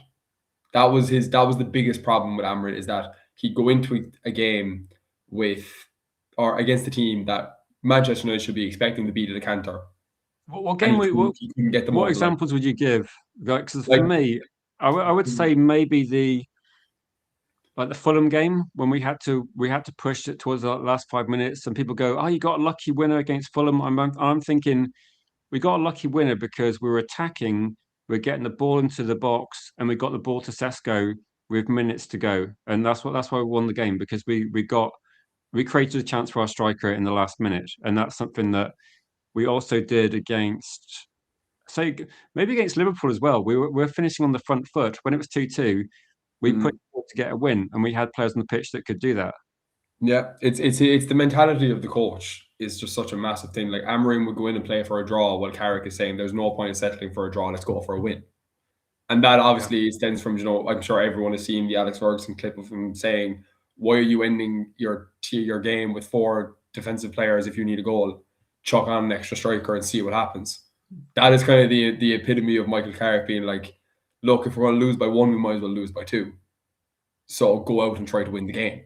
Whereas with Amarin, it was very much shut up shop and try and get home what we have. But like I think there was a couple of comments there as well. Like Amarin, he was fighting with players. He was fighting with the board. He was publicly criticizing his players all the time. Eventually, that was going to come back and bite him. And he just played a system that required 11 perfect players to work. And when you are trying to make a system work, but you need 11 perfect pieces, you need everything to fall for you perfectly. Your system is the problem. Your system is not going to work because yeah. you I might think get it's one or also two about. games. I know we've gone on quite long today, but it's quite an interesting conversation. So I'll just go through some of the comments. Like, Carrick, this is his record. If you extrapolated this over the season, like whether or not you could manage that, but I guess that you could manage that with like some reinforcements. 66% win percentage is actually phenomenal. Like Very as good. a win percentage, that if you consider like Alex Ferguson average probably 54, 55, something like that. But again, if you took the seasons when we're winning the league, it would be high, but still 66% would still be up there. So I'm just thinking over a whole season, that gives you 26 wins, doesn't it? So how many points? Yeah. That's 78 points to start with. Then with draws on top. So that's a very good return. I think Ruben Amorim, for context, was getting about 30. That's overall, but it was probably obviously less last season. And one of the things that Zabeta's put in the comments as well says, for me, single most important quality of coach is man management, positive approach. Yeah, And this is something where people can talk about Ferguson being like having a hard line, but Ferguson definitely had the players on board. Like they definitely had the players on board that he supported the younger players coming through. And I think if as long as you didn't cross Fergie, as long as you gave everything, like he was going to be supportive of you. And I think that that's really difficult, isn't it? Because I think the difficulty Fergie had was not modern football. The difficulty he had was trying to keep as many superstars as he had happy with like Dwight York and Andy Cole starting. So you got Sheringham, who's like world class at the time. You got Solskjaer, who was really good. You're benching some of these players, you're rotating some of them, and that's really difficult to try and do. And Ferguson managed to do that. I think Michael Carrick, we can't judge him on things he's not experienced yet because we can't say how he's going to do in Europe. We can't say how he's going to rotate if he's got four quality midfielders. But it's got to be a fun problem for. If I was Michael Carrick, I'd be absolutely loving the challenge. Can you imagine managing Manchester United to third, and then thinking we're going to spend some money on get Champions League football? I'd be so happy if that would happen. yeah,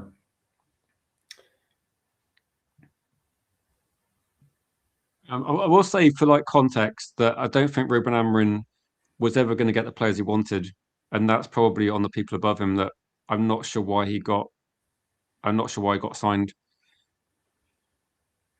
yeah. And I mean, like, look, I'm not going to sit here and say it was all Amarim's fault. I know it wasn't all his fault, but he didn't help himself at all in terms of we knew when Amarim came in that our team was not built to play the way he wanted to play football. He was going to need a summer. He was might have actually needed two summers to get any bit of a 3-4-2-1 into United.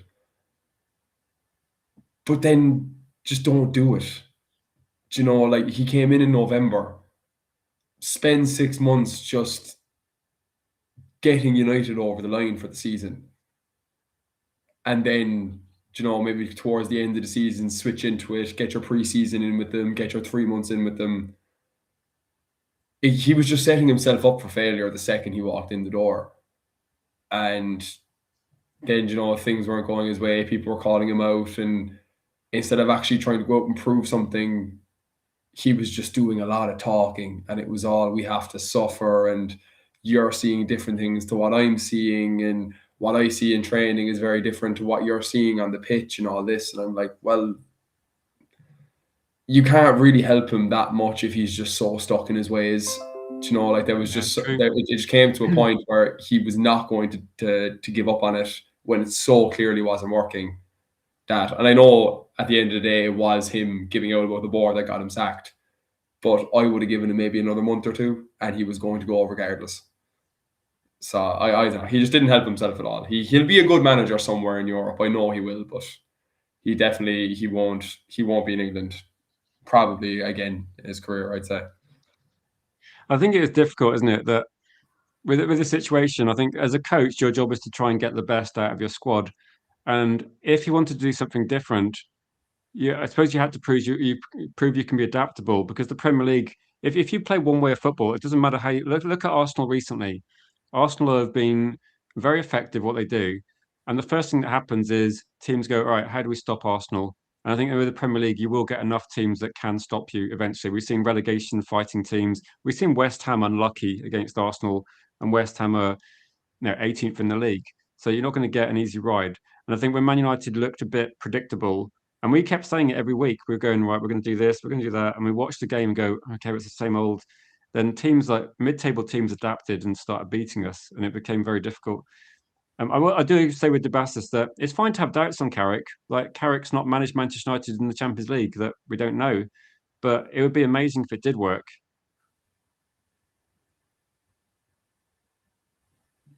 So Amrin wanted to get rid of Mainu.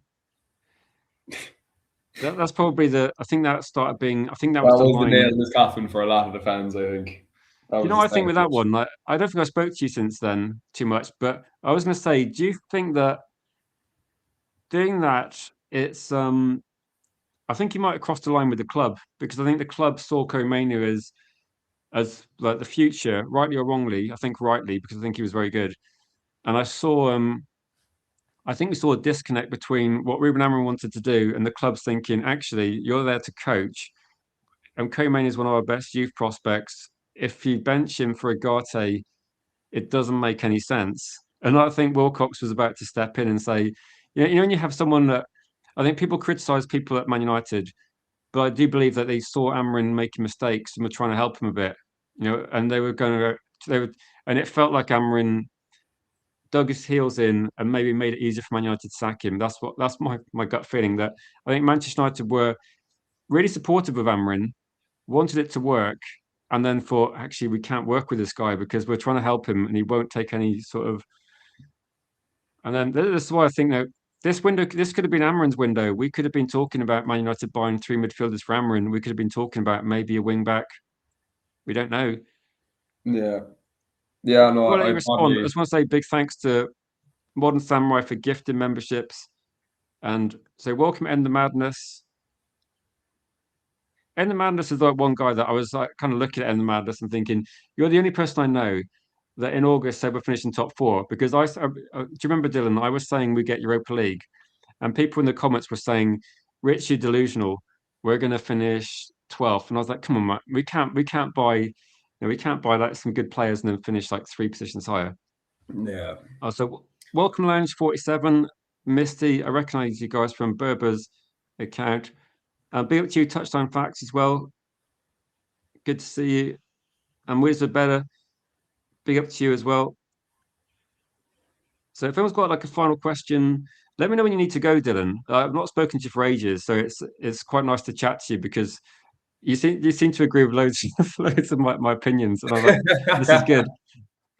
I Just think it's coming in because with you the you yes think the man, like. same way that you want to see Man United improve. I don't think either of us think we're going to be spending insane amounts of money on players, and I think we're just genuinely excited about the prospect of having Champions League football. But do you know what I saw? I watched This is just a funny thing I saw. There's a Chelsea fan that I can't remember. I think it's like Blue Studio.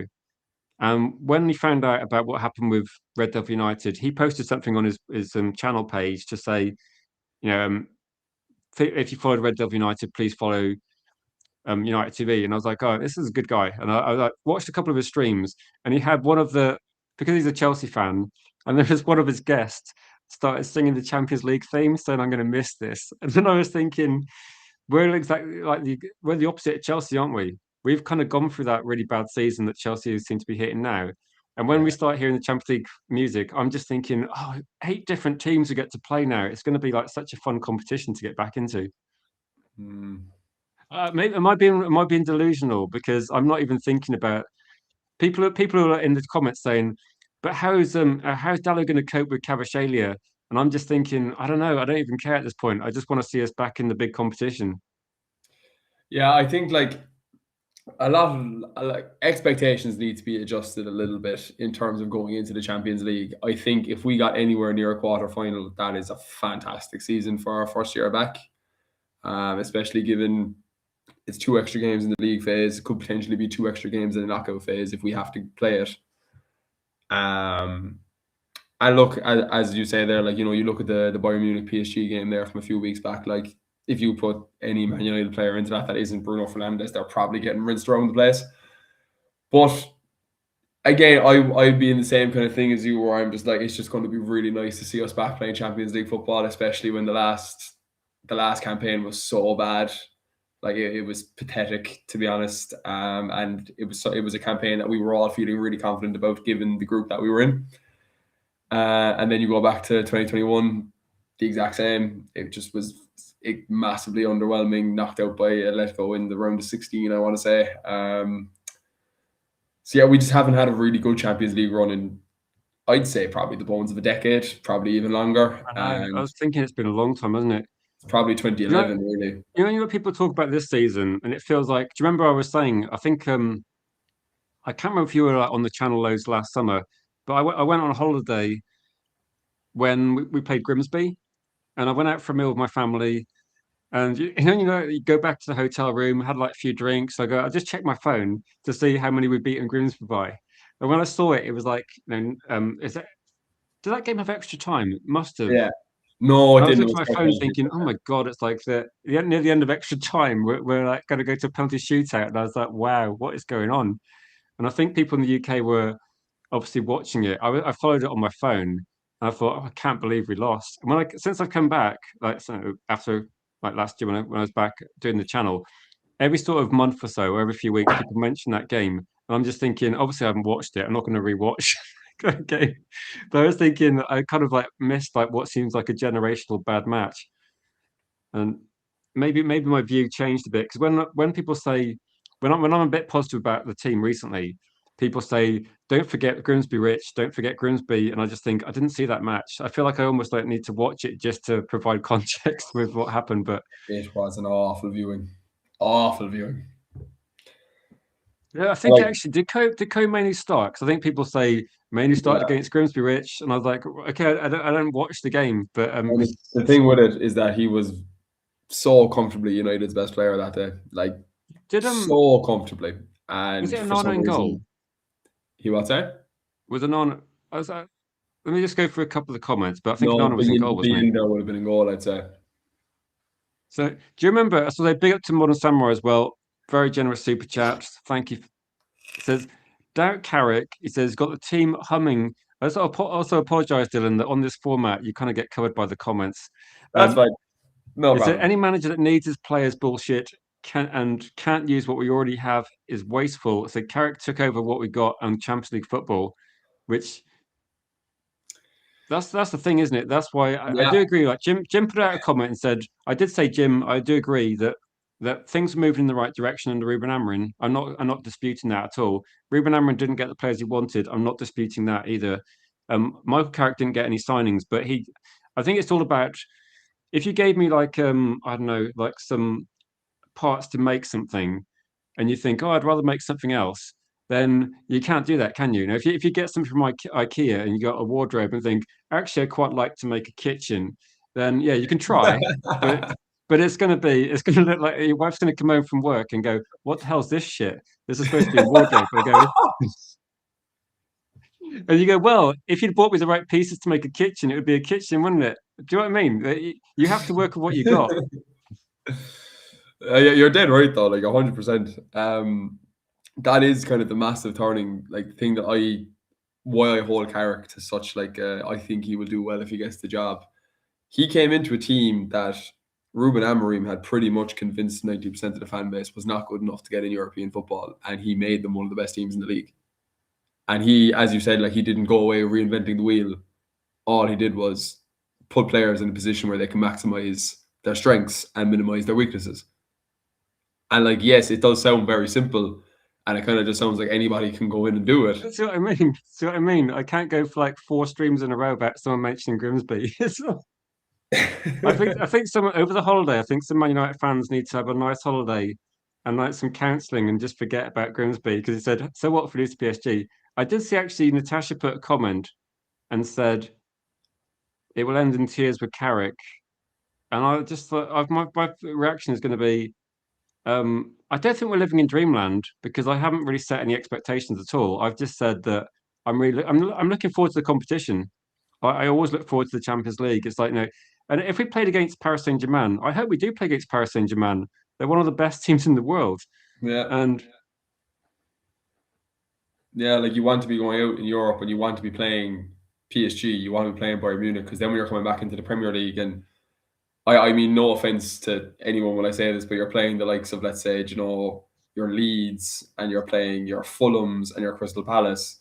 If you went to the if you went to the Park the Prince on Tuesday and you're going to Selhurst Park on Saturday, the gap in quality there should be massive. Like, you should be able to come into it and be like, if we can go toe to toe with PSG, we should be annihilating Crystal Palace.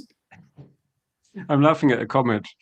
And Genghis said Barada brought a plumber in to do the decorating, then asked him to do the joinery. It was a mistake from the outset. I was saying that with Man United, my kind of analogy for the Ineos and the Glazers is it's like a cowboy builder's come in, messed up your house, and now someone's got to come in and fix it. Like Ineos have got to look at the transfers we've done and actually do something sensible. Yeah. Randy Sazanana was in goal. Okay, that's like at Yeah, least he one could have goal been. tax to He could start have with. been. I can't actually remember fully, to be fair, but Oh, he was in goal. No, he had one of the worst games I've ever seen. Actually, Yeah, because that's I think true. that might have been the game where he got his hand to three penalties in the shootout and didn't save one of them.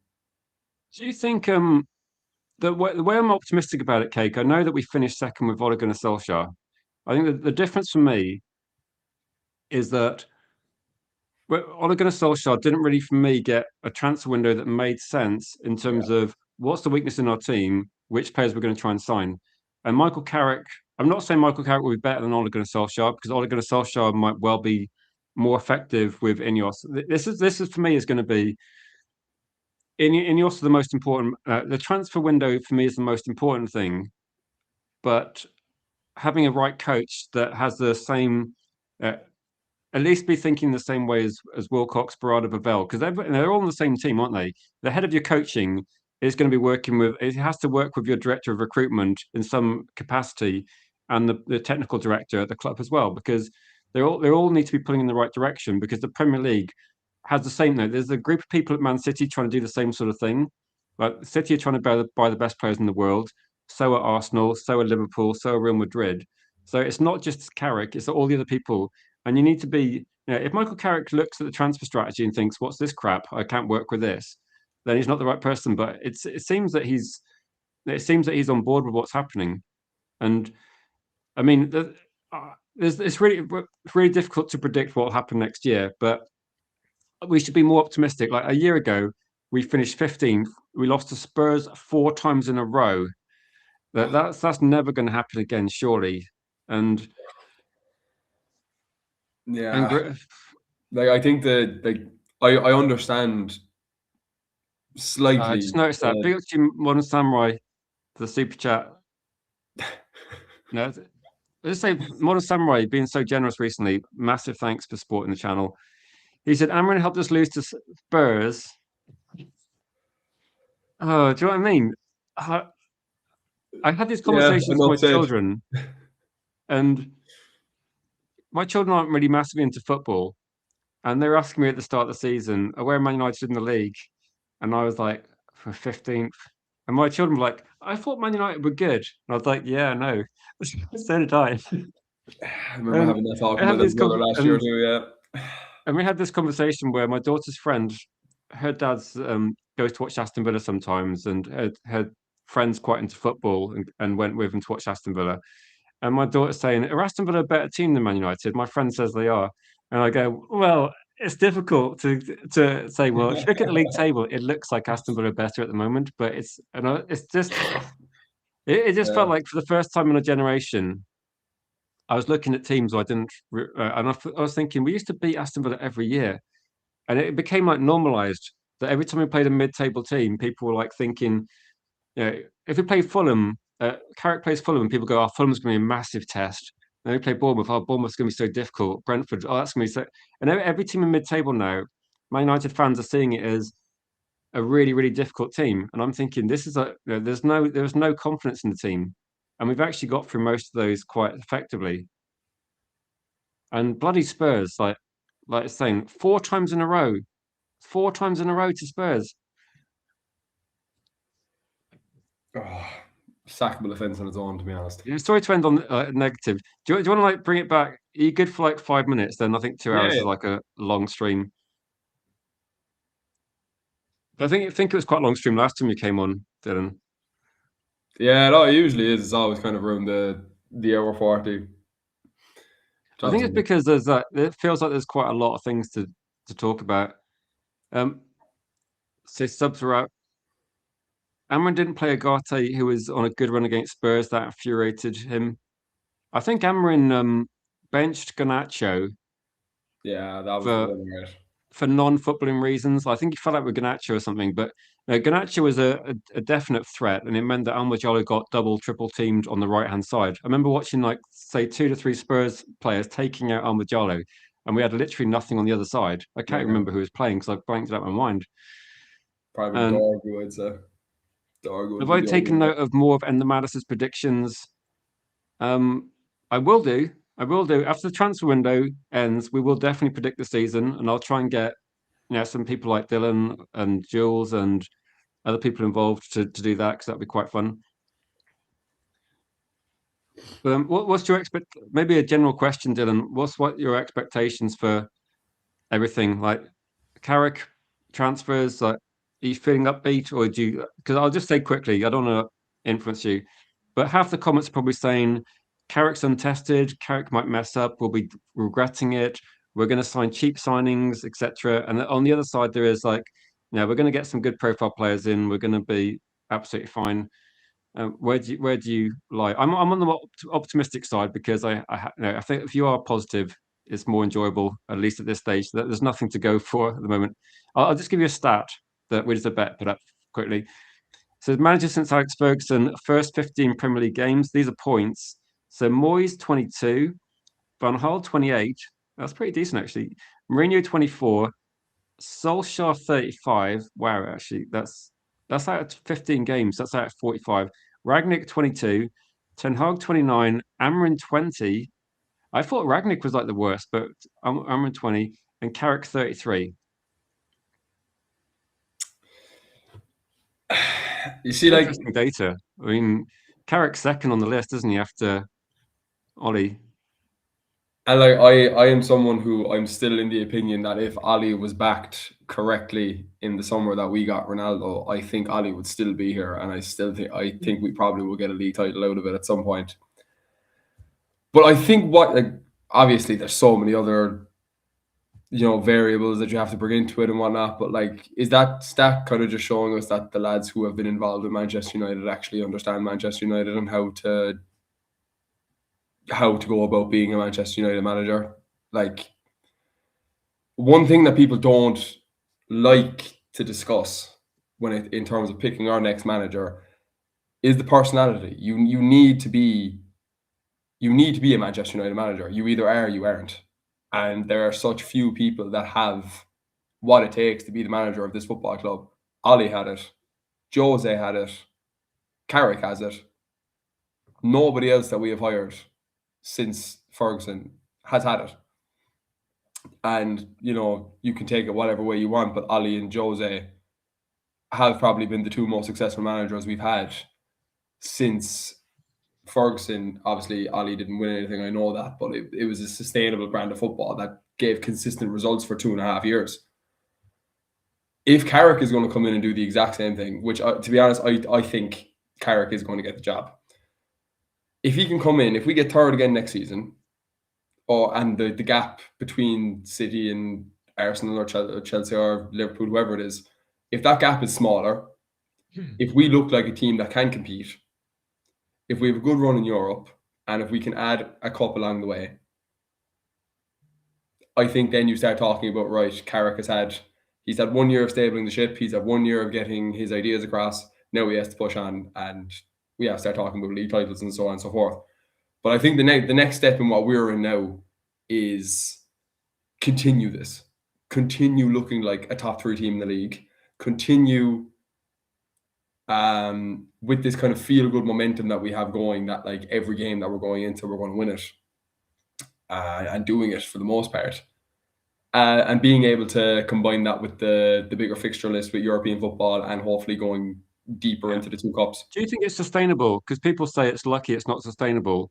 And my kind of thoughts are, if we finish, well, we finished third in the league, and when we go to the transfer window, we can offer Champions League football. That's sometimes a factor. But also, if you're a football player looking at where you're going to play football for maybe like 4 or 5 years in the peak of your career, you might be looking around the league and thinking, oh, Man United were 15th. Okay, we'll give them a swerve. And I go, oh, Man United finished third. Okay, well, yeah, who knows what's going to happen with Carrick? And then if Man United finish third again or finish, but maybe win the FA Cup, maybe we do quite well in the Champions League. Who knows? So we don't know. Then I think suddenly it makes it easier. Like you then have a conversation where if players look at Chelsea and go, that's a disaster, or they look at Arsenal and think Arsenal aren't investing, there could be. Now, it takes time, doesn't it? Like you finish 15th, you don't write that off in one window and in 1 year. You got to be. I think United have got to position themselves as a serious team, and Michael Carrick could be an important part of that building block because the players are on board, but also that link with academy players coming through. He's good with that. I think there's I think United need to be. One thing I'd like to see that I don't see talked about much is I'd really like to see Man United look at the coaches under Carrick with the mind that the academy players are there to try and be not necessarily all get into the first team, but certainly make sure that if they do come into the first team, we don't get an Alvaro Fernandez situation, we don't get a Garner situation. We get players that either they go out on a good loan and then find a club and have a good career, or we use them properly in the first team and make sure we work on them, make sure we develop players in a sensible way. Because I feel like we sometimes have messed that up a little bit recently. It might be the high turnover of managers has done that, and I think you need some stability. So I'd be happy to give Carrick a couple of years and go based on what I'm seeing. And if I don't see it's going to all end in tears, because I think the worst case scenario for Carrick is you get narrow defeats. I don't see us getting thrashed 7-0. I think the teams that got a very good structure in terms of like making sure we don't mess up. So I feel quite relaxed about it. I mean, last year I was thinking, how the hell do we improve from this? And now I'm thinking, okay, this like I said, a good foundation. Where do we build? So, any final points you want to make? I know it's been like really open ended. Don listed a manager I'd never seen in charge of Manchester United as the worst. I can't remember who it was now. You put in it's a manager I've not heard too much of, so maybe he wasn't in charge for very long. Mm-hmm. Yeah, I wouldn't. But I wouldn't worst know. manager since Frank Farrell. When was Frank Farrell in charge? This must be. I'm guessing this is like 70s. Yeah, that's Did he probably relegate us? relegation. To be honest, like just kind of trying to wrap all that again together. I think Tonali probably nailed on. I think that's going to be our number one midfield target, and I think Mateus Fernandez is probably fairly nailed on. Who comes in after that? I'm not 100% sure. I think Michael Carrick will be our manager next season, and I think one thing that fans are kind of hung up on is the whole Ole Gunnar Solskjaer ending. One thing that Carrick has that Ollie doesn't is a board above him that knows what he needs. He like obviously Carrick is involved. Many reports, many outlets have said that he is involved a lot in the transfer negotiations of what's going on at the moment. He's putting his input into it. But having said that, these are players that are being signed regardless of who the manager is. If that makes sense, I think three midfielders need to come in regardless of who you bring in. I think that Michael Carrick might be talked about as well in terms of like if you're going to look at the players we've got in the squad already, and you're going to look at potential targets, and then you've got a manager that's managed in the Championship. There's a few players we might look at there, but I think Michael Carrick might be a good person to talk to about. Do you rate this player? What do you think? So I think there might be, he's not going to be handpicking anyone, but No, in no. terms of if you wanted to pick someone's brains, someone that's played in the midfield and won the Champions League for Manchester United and has worked in the young players for a long time, I think is going to be a good brain. I think people are just trying to predict what's going to happen, and you can pick a negative out. Like the big dog says, your dream. It depends though. What's your expectation, big dog? Because at the moment, I have no idea what to expect. I mean, it's impossible to predict what's going to happen. But I do agree with you, Dylan.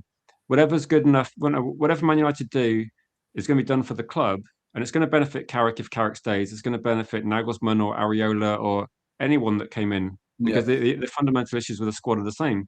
I don't think Christopher Vivell and Wilcox and Brada are going to change their strategy based on who's in charge. I don't think they're going to change it. I don't think the transfer window is dependent on manager.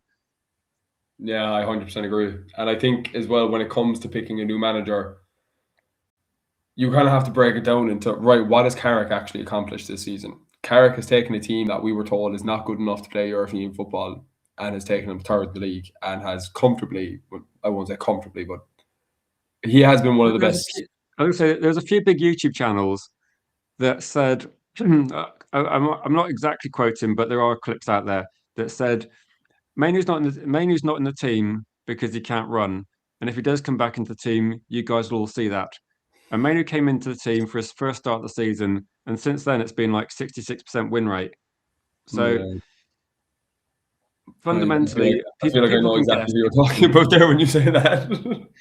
I know because at the time, big content creators were saying Kobe Mainoo's not, and I was talking to a couple of people that are in smaller channels, and they were saying, I can't remember his name now. There's a guy called Aaron that's sometimes on Igal's channel, and joined a stream like about a year ago, and we were just talking about it and saying like Casemiro is a good player, like Kobe Mainoo should be in the team, and lots of things that people were talking about, not in the big channels, but a lot of people were talking about that have played football or watched football longer. We're just going, it doesn't make sense what's going on, and I think at the moment things make sense. Like the strategy, like looking at our shortlist, like whether we can get say Anderson, Tonali, Baliba, too many.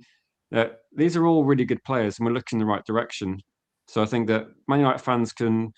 I know we can't relax because everyone's like always thinks the Glazers are going to mess it up somehow, but I think the people in charge between the Glazers and Ineos and Carrick, I think just look at someone like Vivell.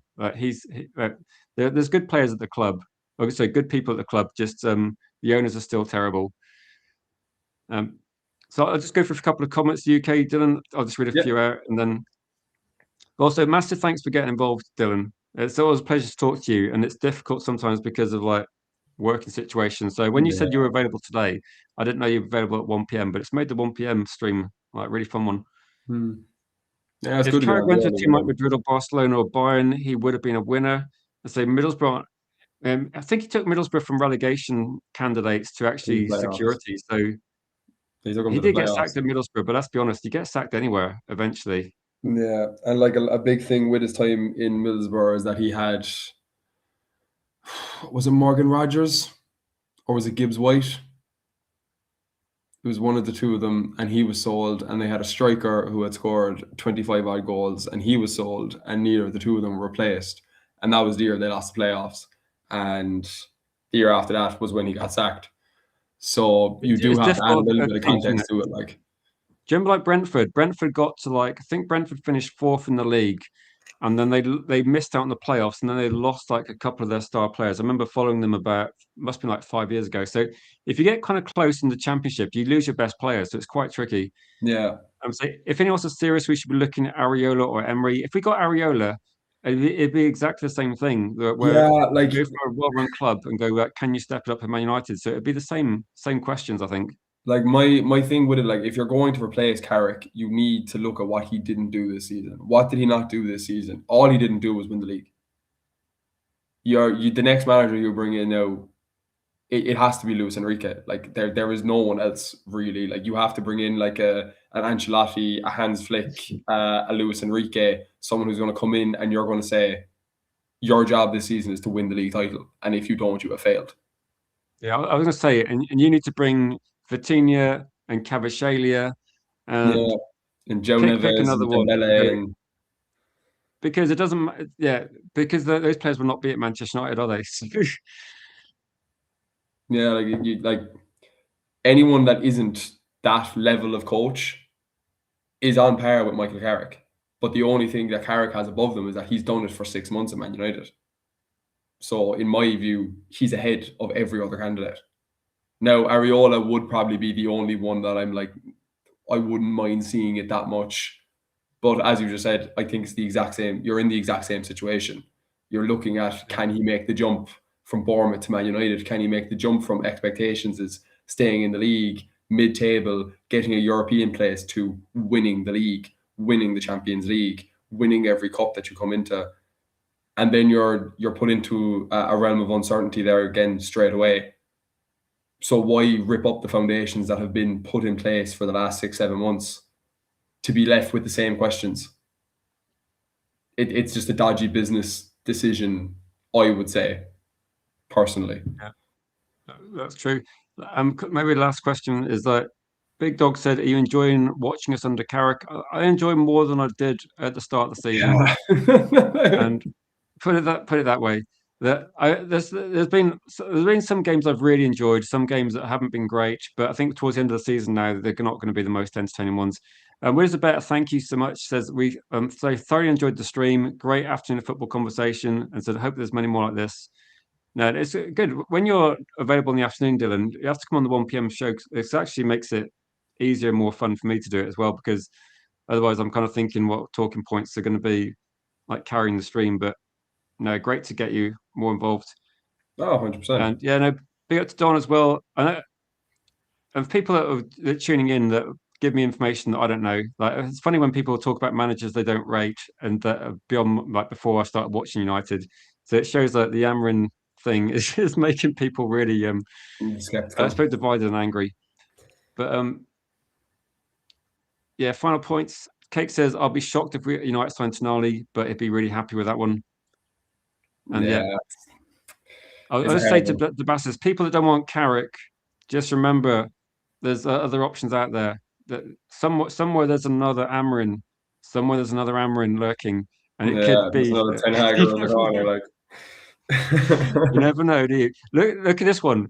Spurs thought they were going to sack the manager, Thomas Frank, and they brought in Tudor to save the season. Wow, they almost got relegated because of that. So, yeah, if we finish third, just be realistic, people. Like it can be much worse than third, can it? yeah. So there you go. That's Party Political Broadcast on behalf of Sir Michael Carrick. Um, No, and also we're going to wrap up because I need to get some food and say massive thanks to Dylan. Let me just move this so you can think I see the names. Perfect. But yeah, Dylan, thank you for coming on. Some people might not know you because it's been a while since we chatted, and I think the Yeah, first time you've come on for 1 p.m. But no, great, and also you're from Roy King country as well. yes, sir. Very actually recently moved, so I'm actually only about 10 minutes away from his own house now. If we can find the next Roy Keane, we'll have a very different season. But big up to you, Dylan. There's one promising lad in United at the moment. He has a couple of he's there's a couple of big shouts about him. So hopefully we'll get He played another played Irish lad 100 into games, United. didn't he? Just signed a new contract. I think United are going to be doing all right with Code Manu. Ah, Yeah. 100%. Ah, yeah. Thanks everybody for Ah, watching. Big thanks for the gifted memberships and super chats from Samurai. Big up to you. And thanks everybody that's got the comments and questions in. Even the people that disagree with me, it doesn't matter. I'm happy to get a balance of opinions. And we're going to be live actually quite late tonight. I think Jules is going to be hosting a stream about 9 p.m. I think tonight with Jules, and he's going to have like a couple of guests on as well, so to provide different opinions. So this is the kind of why it's a long stream as well. You won't have me banging the Carrick drum. There might be differences of opinions tonight. I might tune in though to disagree with them possibly. But no, thanks guys, thanks Dylan, and we'll catch you guys 9 p.m. tonight with Jules's stream.